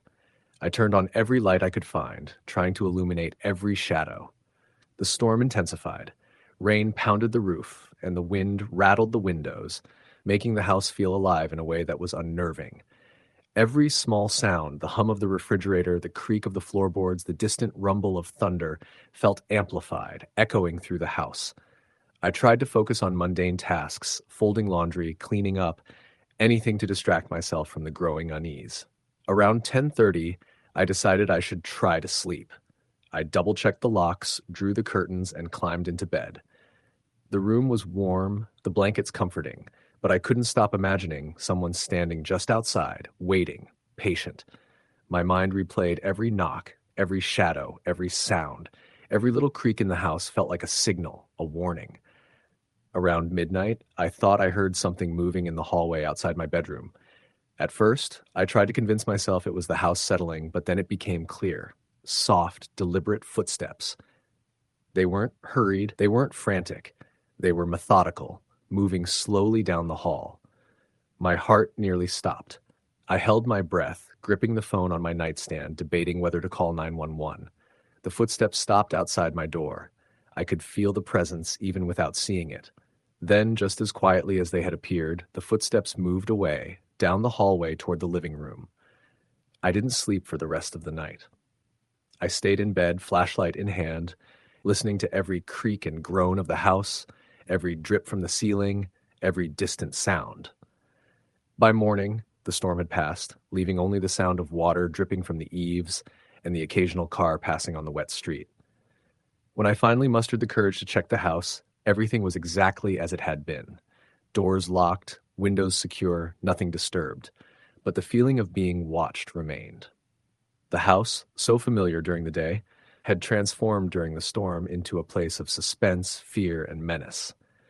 I knew what I had felt, and I knew it wasn't my imagination. Over the next few weeks, I tried to rationalize what had happened. Maybe it was a neighbor, someone playing a prank. Maybe the storm had caused noises that my mind interpreted as knocks and footsteps. But deep down, I knew what I had experienced that night was real.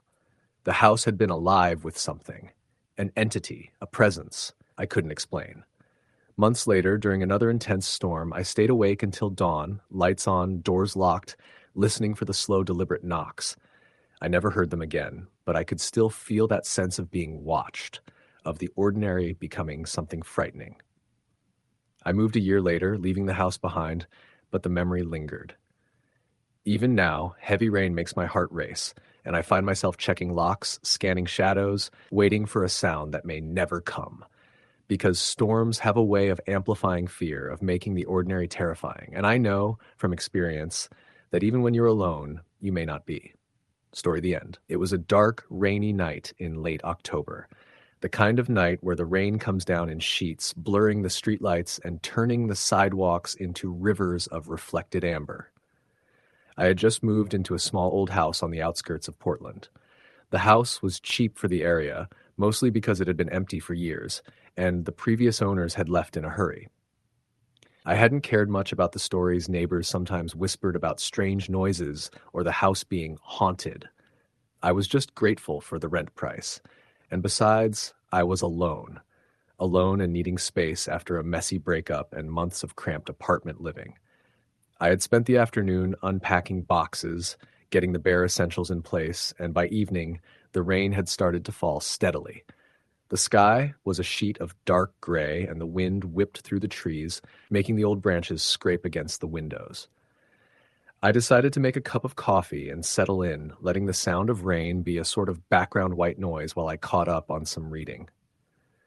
By 8 o'clock, the storm had intensified, and the house had taken on a strange, oppressive feel. Every creak in the floor sounded sharper. Every gust of wind outside made me jump. I was on the couch with a blanket wrapped around my shoulders when I first heard it, a faint creak from the hallway that led to the bedrooms. I froze, my coffee halfway to my lips. It wasn't unusual for an old house to make noises, especially in a storm, but this sound felt different. It was deliberate, like someone was stepping carefully across the hardwood floors. I told myself it was the house settling. That's all. I sat back down and tried to focus on my book, but the creaking returned, softer this time, and it was closer. I swallowed hard, heart starting to pound. "Hello?" I called out, my voice slightly shaky. Silence, except for the rain and the occasional groan of the house itself. I tried to laugh at my own nerves. "It's just the house," I muttered to myself. I decided to check the hallway, flashlight in hand. The beam cut across the peeling wallpaper and old family portraits hung crookedly on the walls. Everything looked normal. I checked the bedroom doors, locked. I checked the attic door, locked. Nothing moved. Nothing was out of place. I sighed and went back to the living room, trying to convince myself I was imagining it. By 9 o'clock, the storm was in full swing. The wind rattled the windows and the rain fell in relentless sheets. I had almost forgotten about the noises when I heard a soft dragging sound from the hallway, slow and deliberate. My stomach twisted. That wasn't the house settling. That was something else. I gripped my coffee cup tightly, the warmth doing little to calm my nerves. I tiptoed toward the hallway again, trying to stay calm, trying to reason it out. "Maybe it's an animal," I whispered. I lived on the edge of a forested area. Raccoons and opossums sometimes wandered near the house. But the sound didn't match an animal. It was too methodical, too heavy. And then I heard it, a whisper. Just one word, faint but clear from somewhere behind me. "Hello?" I spun around, flashlight beam cutting across the room. Nothing. The whispering didn't repeat, didn't come again immediately, but the air in the room felt heavy, almost thick. I felt it then, the feeling of being watched. My pulse jumped, and I tried to rationalize it. "It's just nerves," I told myself. "The storm, the isolation. You're imagining things." I tried to distract myself with the television, but the signal was fuzzy, full of static. I switched channels, but every channel was the same. The storm had knocked out the cable. I cursed under my breath and decided to make a snack. In the kitchen, I could hear the rain pounding against the windows, a relentless drumbeat that seemed to echo the racing of my heart. As I reached for the cupboard, I thought I saw movement out of the corner of my eye, a shadow flicking across the living room. I froze, staring. Nothing. Just my reflection in the window. Around 11, I decided it was time to lock myself in my bedroom. I grabbed my phone and flashlight, checked the locks on the doors, and pulled the blanket tight around my shoulders. The storm was louder now, howling in the trees, making the house groan. I lay down trying to sleep, but the creaking returned, softer at first, then more insistent. It sounded like footsteps pacing slowly outside my bedroom door. I tried to call my friend just to have someone to talk to, but the call wouldn't go through. The storm had knocked out most of the cell towers in the area. I felt a surge of panic. Being alone was one thing, but being alone and trapped with no way to contact anyone was something else entirely. I clutched the phone and listened. The footsteps were closer now. I could hear them distinctly, slow, deliberate, moving just outside the door. I grabbed the baseball bat I had in the corner, shaking, and inched toward the door. "Who's there?" I demanded, my voice louder than I intended. Silence. Then a whisper again, right outside the door. "You shouldn't be here." The words were clear, cold, and deliberate. My hands were trembling so badly I could barely hold the bat. I wanted to run, to throw open the door and escape, but my legs felt like concrete. I backed into the corner, trying to make myself small, to be invisible. The whispering continued, moving along the hallway outside my door. I could hear faint, dragging noises again, like something heavy being pulled across the floor. My mind raced. This was impossible. No one could be inside the house. I had checked every door and window. I had locked everything. But the sounds, the whispers, the shadows, they were real. I could feel them pressing in on me. Around 1 a.m, I must have dozed off because I woke to the sound of the bedroom door slowly creaking open. My heart stopped. The door wasn't supposed to move. The lock was secure. I could see the faint outline of the door in the dim light from the hall. And then I heard it, breathing. Not my own, not the wind, but deliberate human breathing. Low, heavy, just outside my bedroom. I gripped the bat tighter and whispered, "I'm calling the police." My voice shook. The figure didn't respond, didn't move, just stood there. I could feel its presence, the weight of it, and it was suffocating. I couldn't see it clearly. Just a shadow, darker than the darkness in the room itself, but I knew it was there. I could feel it. Suddenly the air shifted. The shadow moved, closer. I swung the bat blindly, and it passed through nothing, through air, but the feeling of being touched followed. I stumbled backward, tripping over my own feet, and fell to the floor. My phone buzzed. I scrambled for it, shining the flashlight on the screen. A text, unknown number. "Why are you awake?" My hands went cold. I hadn't given out my number to anyone. My mind raced. Another text came immediately. "I'm right behind you." I spun around, bat raised, flashlight shaking, and there was nothing. Nothing. Just the oppressive, heavy darkness pressing in, the storm howling outside, and my own rapid breathing. I don't know how long I sat there, frozen. Minutes? Hours? The whispers continued intermittently, coming from different parts of the house, sometimes behind me, sometimes ahead. I tried to convince myself it was my imagination, but deep down I knew it wasn't. Something was in the house with me, something that didn't belong, something that had been waiting for me to be alone. Around 3 a.m, the storm began to lighten. The rain slowed, and the wind died down. I dared to stand, carefully, slowly, and make my way to the living room. Every step felt like walking through molasses. I checked every room, every closet, every corner. The house was empty, or at least it appeared to be. By sunrise, the storm had passed. The light of morning spilled through the windows, washing away the oppressive darkness. I sat on the couch, exhausted, eyes red from fear and lack of sleep. Everything looked normal. The house was quiet. The floorboards didn't creak. The shadows were just shadows. But on the kitchen counter, I noticed something. A single wet footprint. Large, indeterminate size, ending abruptly near the wall. The pattern wasn't human. I moved out within the week. I tried to tell myself it was stress, the storm, maybe even a prank I couldn't understand. But even now, whenever it rains like that, whenever the wind rattles the trees just right, I remember that night. I remember the whispers, the dragging, the presence that I could feel but not see. I remember the messages that came from nowhere and the sense of being watched, of being hunted in my own home. I never went back. I never received another text. But sometimes when I'm alone in another house and the rain falls in sheets, I hear it. The soft creak of footsteps, the whisper of a voice I can't place. And I know somewhere that presence is still out there, waiting for the next rainy night when someone foolish enough will be home alone. Story, the end. It was a late September night in rural Pennsylvania, the kind of night where the rain doesn't just fall, it slams against windows, streaks down the walls, and rattles the roof with a rhythm that feels almost alive. I had just finished a long week of shifts at the hospital and had been looking forward to a quiet weekend alone in my small, creaky house at the edge of town. The storm had started around 6, a slow drizzle that gradually became a downpour, and by 8, the wind was strong enough to bend the trees lining the driveway. I had shut all the windows, drawn the curtains, and made myself a cup of tea, thinking the rain might be soothing. I was sitting on the couch, wrapped in a blanket, scrolling through my phone when I first heard it, a faint tapping at the front window. My house sits off a gravel road, and it's rare for anyone to come by this late, especially in weather like this. I froze, listening. The tapping stopped. I told myself it was just a branch brushing against the glass, that the wind was strong enough to make strange noises. But when it happened again, more deliberately this time, 3 sharp knocks, I felt the hair on the back of my neck stand up. I stood and slowly approached the window. Peering through the rain-streaked glass, I saw nothing.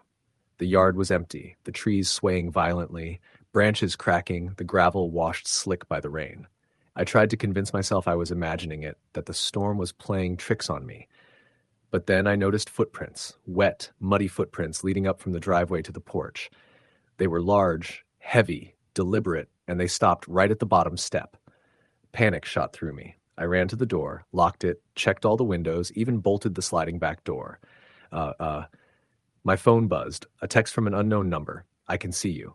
I froze. My hands trembled. The rain pounded the roof and walls, masking everything else, but I swore I could hear something moving in the yard. Slow, careful, circling the house. I wanted to call the police, but my heart was racing so fast I could barely hold the phone.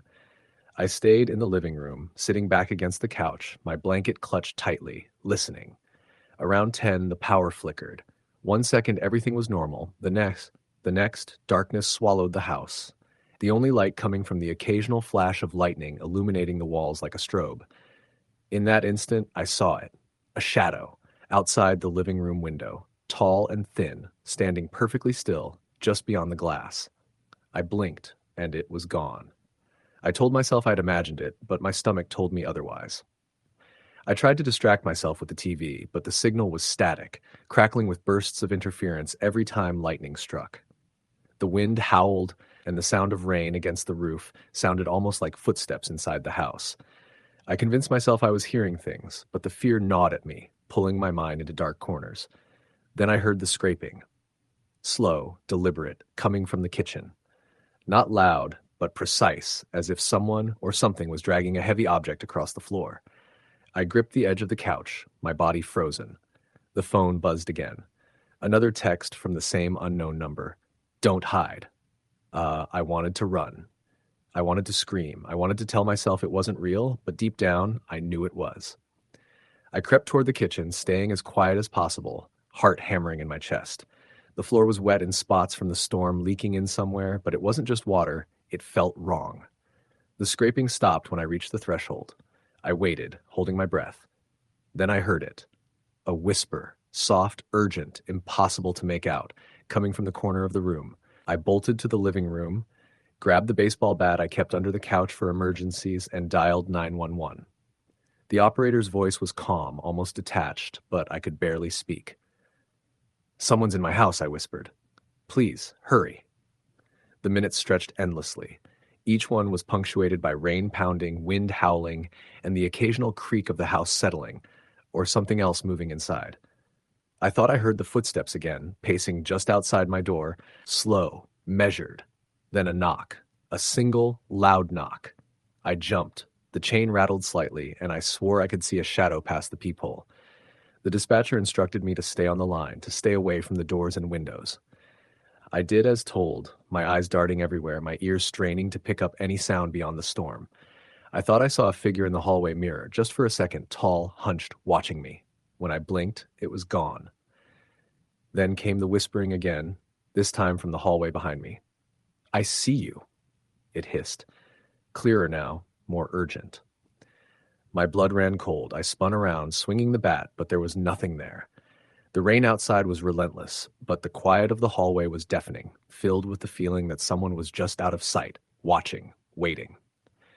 The police arrived 15 minutes later, rushing up the driveway, their headlights slicing through the sheets of rain. I opened the door, trembling, soaked, and explained everything. They swept the house, checked all the windows and doors, even the basement and attic. Nothing. No footprints inside, no forced entry, nothing. The officers looked at me, one of them sighing softly. "Storms make people paranoid," he said. "You're safe now. Lock up and try to get some sleep." I didn't sleep that night. I stayed in the living room, lights on, TV blaring, every shadow making me jump. The whispers, the steps, the tapping at the windows. I couldn't stop hearing them in my head. Each sound became real again in my imagination. Every flicker of light or shadow a threat. The next morning, the storm had passed, leaving the yard soaked and the driveway slick with mud. I went outside to inspect the footprints. They were gone. Nothing in the yard, nothing on the porch, just wet gravel and leaves scattered by the storm. I told myself it was over, that I was safe, that the storm had hidden the wind and branches playing tricks on my mind. But deep down, I knew better. Over the next few weeks, I noticed small things, doors I was sure I had locked left slightly ajar, objects moved from where I left them, a faint tapping at the windows during heavy rain. I installed security cameras, lights, motion detectors. Nothing ever showed up on the footage. The motion sensors never triggered, but I could feel it. The presence, lingering, watching, waiting for another stormy night to make itself known. I moved months later, trying to leave the memory behind, to convince myself it had been a combination of stress, exhaustion, and bad weather. But the feeling followed me. Storms still make my stomach knot, and at night I double-check locks, windows, and doors, expecting the shadow, expecting the tapping, expecting the whisper. I've told a few friends about it. Some laugh it off, some nod, a little too knowingly, as if they've heard something similar. I've never told the full story, never told anyone what the text said, what the whispers said. It sounds insane, and part of me fears it was. But the fear, the deep, cold, primal fear, I know that was real. Storms are different now. I don't welcome them. I don't watch them from the safety of my window.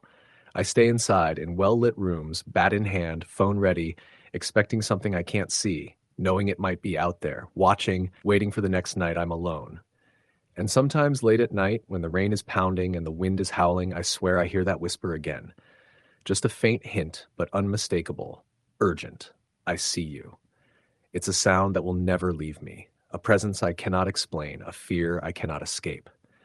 I know I was never alone that night. I know it came from me, and I know it could come again. I've tried to live a normal life, but storms remind me. Shadows remind me.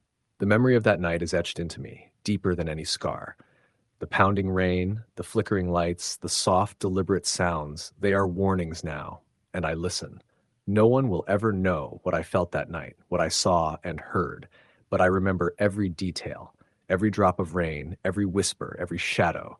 I remember the fear, pure and absolute, and I know I will remember it forever. Even now, if the wind picks up and the rain comes down hard, I cannot shake the feeling that something is out there, waiting, just beyond the light, watching, always watching. Some nights, I wonder if it was human. Some nights, I know it wasn't. And some nights, when the storm is at its worst, I swear I hear the tapping at my window again. Story the end. The rain started in the late afternoon, a relentless drizzle that quickly turned into sheets of water hammering against the roof. I had been driving home from my shift at the diner, the windshield wipers working overtime to keep the lines of the road visible. The highway was nearly empty, except for the occasional truck moving cautiously, lights cutting through the haze of rain. Normally, I liked driving at night, especially when the streets were quiet, but tonight felt different. There was a heaviness in the air, a weight that pressed down on the car and seemed to seep in through the vents. By the time I pulled into my driveway, soaked through despite the car's heater blasting, the sky had gone completely dark. I lived alone in a small suburban house on the edge of town, a neighborhood where the lawns were well kept and the houses all looked the same, like they had been built from a template. There were no neighbors in sight, and the only sound besides the rain was the occasional flash of distant thunder. I unlocked the door and stepped inside, dripping water onto the hardwood floors. The house felt unnervingly quiet. I hung my coat by the door and kicked off my wet shoes, but even as I did, I felt the subtle unease that always comes with being alone during a storm. I turned on a few lights, the yellow glow filling the living room, and made my way to the kitchen to pour myself a cup of coffee. As I waited for the coffee to brew, I heard it, a faint creaking from upstairs. My stomach tightened. I live alone. There was no reason for anyone to be upstairs. The first time I heard it, I tried to rationalize it. Old houses settle, floors creak, but then it came again, a slow, deliberate step, as if someone was pacing just above me. I froze, listening. The rain outside was relentless, but the sound from above was distinct, separate, intentional. "Hello?" I called softly, trying to sound casual. No response. The steps stopped. I poured my coffee and tried to shake off the unease, convincing myself I was imagining things.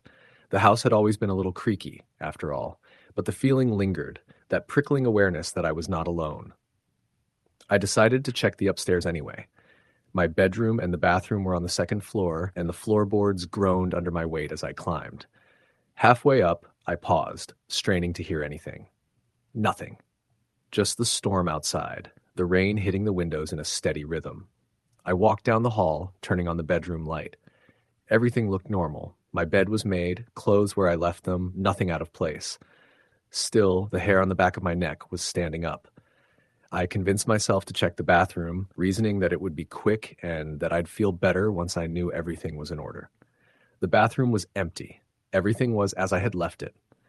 I turned back toward the bedroom, about to head downstairs when I noticed something strange. The mirror over the sink was fogged, even though I hadn't taken a shower. That made no sense.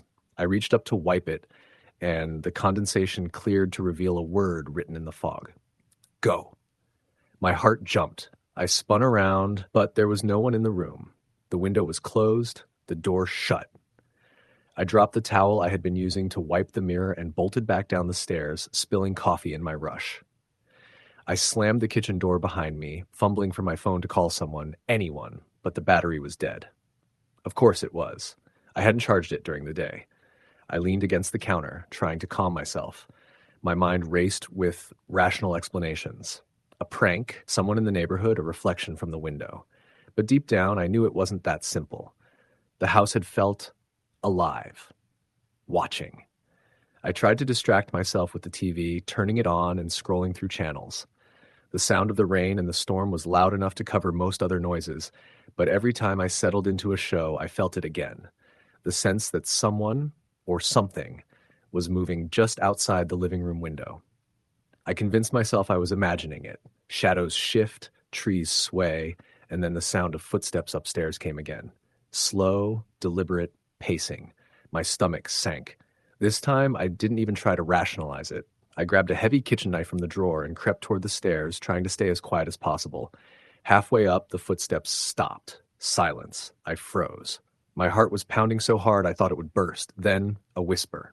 My name. It was soft, almost like a breath. I spun around, knife in hand, but the living room was empty. My mind raced. I considered calling the police, but I had no proof, nothing tangible to explain what was happening. The storm outside was intensifying, lightning illuminating the living room in sudden flashes. In those brief moments of light, I saw movement, something standing at the top of the stairs. A shape, tall and thin, darker than the shadows around it, just watching me.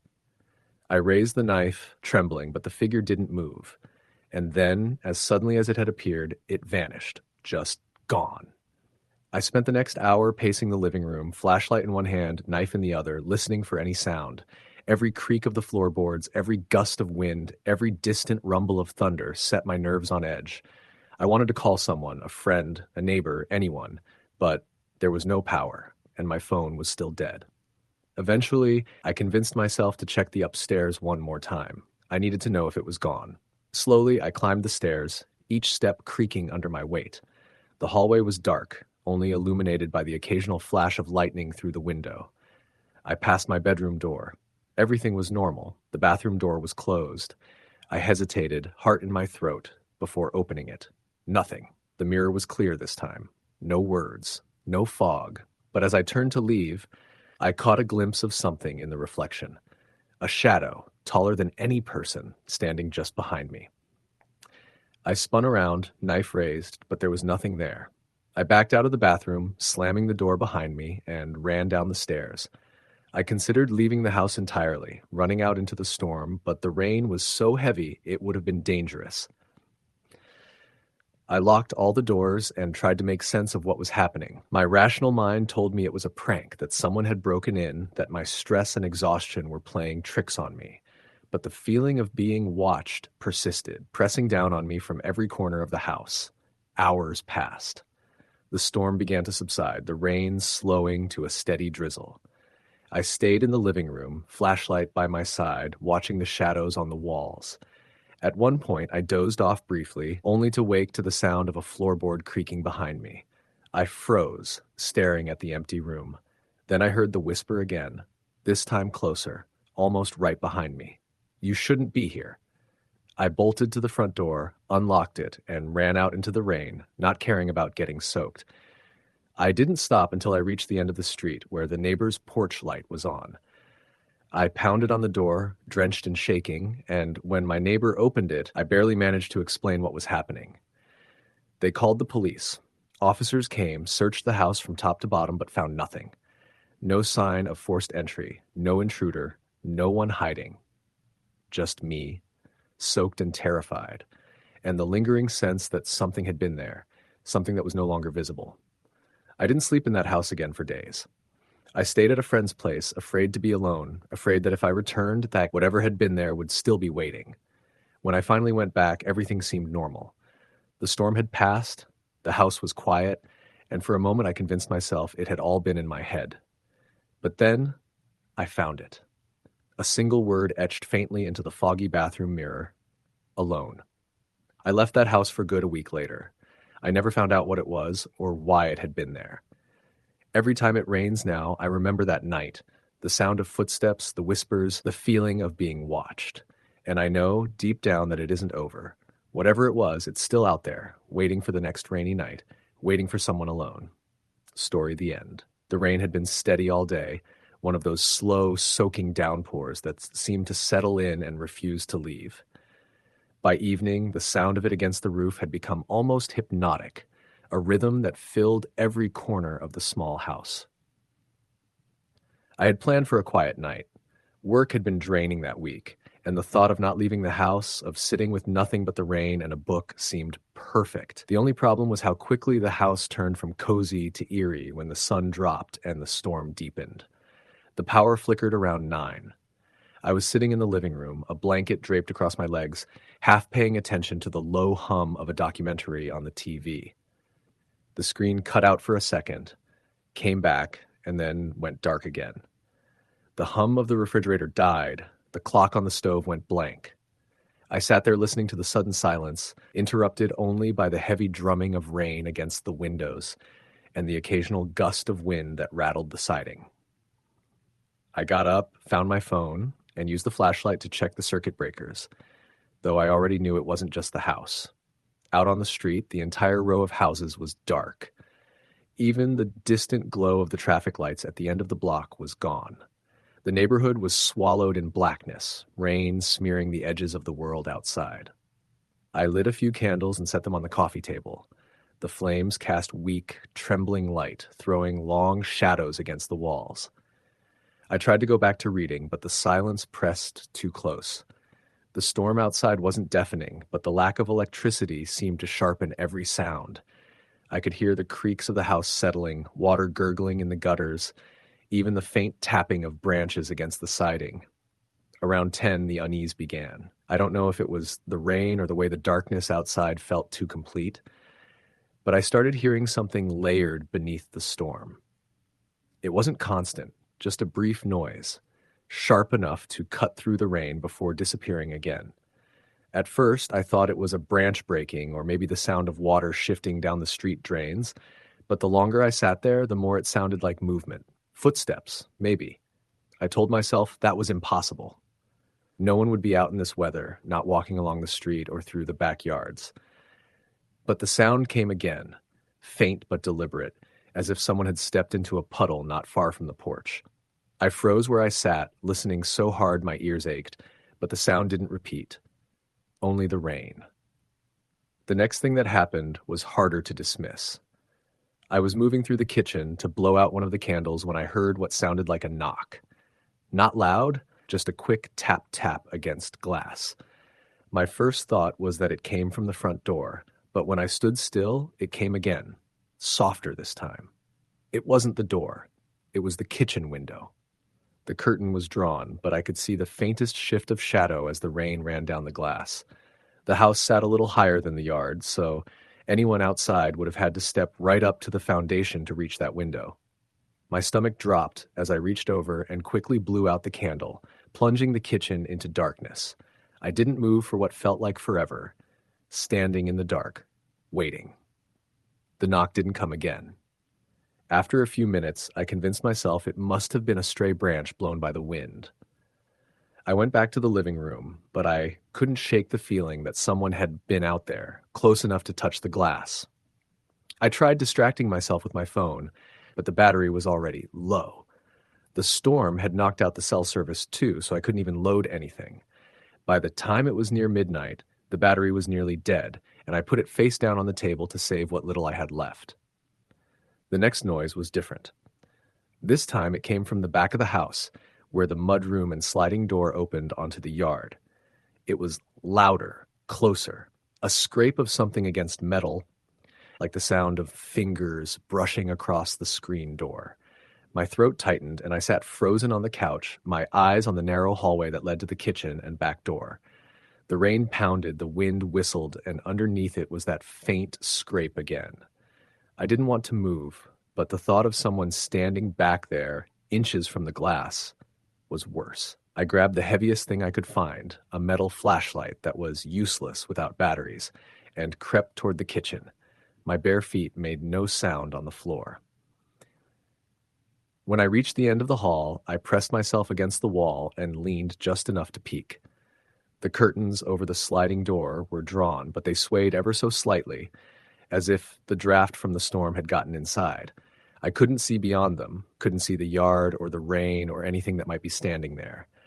But then the sound came again, clear and sharp this time, the slide of a palm against wet glass. I stepped back, heart racing. Every instinct screamed at me to leave the house, but where would I go? The neighborhood was drowned in darkness, the storm relentless. I'd be running blind into the night. I thought about calling the police, but my phone was dead now. Even if it weren't, I didn't know if service was back. I stood there in the dark, clutching the useless flashlight like a weapon, and listened. For a long time, there was nothing, just the storm. The curtain stilled. The sound didn't come again.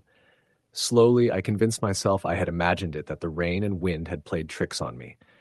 I went back to the living room, though I couldn't relax. Every candle flicker looked like movement, every shadow stretched too far. It was close to 1 when I heard the creak, not outside, not against the glass, inside, from upstairs. The house was small, 2 bedrooms on the second floor, one of which I barely used. The creak came again, the familiar complaint of the top stair. I knew that sound well. It always gave away anyone moving upstairs at night. My stomach knotted. I hadn't been upstairs since early evening, and I knew without question that I was alone when the power went out. Yet there it was again, the quiet shift of weight against old wood. I stood slowly, holding the flashlight like a club. I didn't dare call out. My ears strained, my breath shallow. The rain seemed to hush for just a moment, as if the whole storm leaned in to listen with me. Another creak followed, then silence. I backed into the corner of the living room, facing the hall and the stairs beyond it. My heart pounded so hard I thought it might shake the candle flames. Then, faintly, I heard something else. Breathing. Not mine, not the storm. A slow, deliberate inhale and exhale, drifting from the top of the stairs just beyond the reach of the candlelight. The fear that gripped me then was unlike anything I'd felt before. It wasn't panic, not yet. It was a cold, sinking certainty that I was not alone in the house, that someone was upstairs, waiting. I didn't move for what felt like hours. My legs cramped, my eyes burned from staring into the dark. The breathing eventually stopped, or maybe it blended into the storm again. The creaks never came back. When the power returned around 4 a.m, every light in the house flickered back on at once, startling me so badly I nearly screamed. The sudden hum of electricity filled the silence, and the house seemed alive again. But I didn't feel relief. The stairs were quiet, the back door still locked, the windows untouched. Nothing in the house was out of place. And yet I couldn't shake the memory of that breathing in the dark. I didn't go upstairs until daylight. When I finally forced myself up the stairs, every step groaned beneath me. The 2 bedrooms were empty, the closets bare, but in the spare room, the one I rarely used, I noticed something I couldn't explain. The window was cracked open, just slightly. Rainwater pooled on the sill. I know I hadn't opened it. The lock was still engaged, had bent just enough to suggest it had been forced. And on the hardwood floor beneath it, faint but undeniable, were wet footprints leading halfway across the room before fading into nothing. Story the end.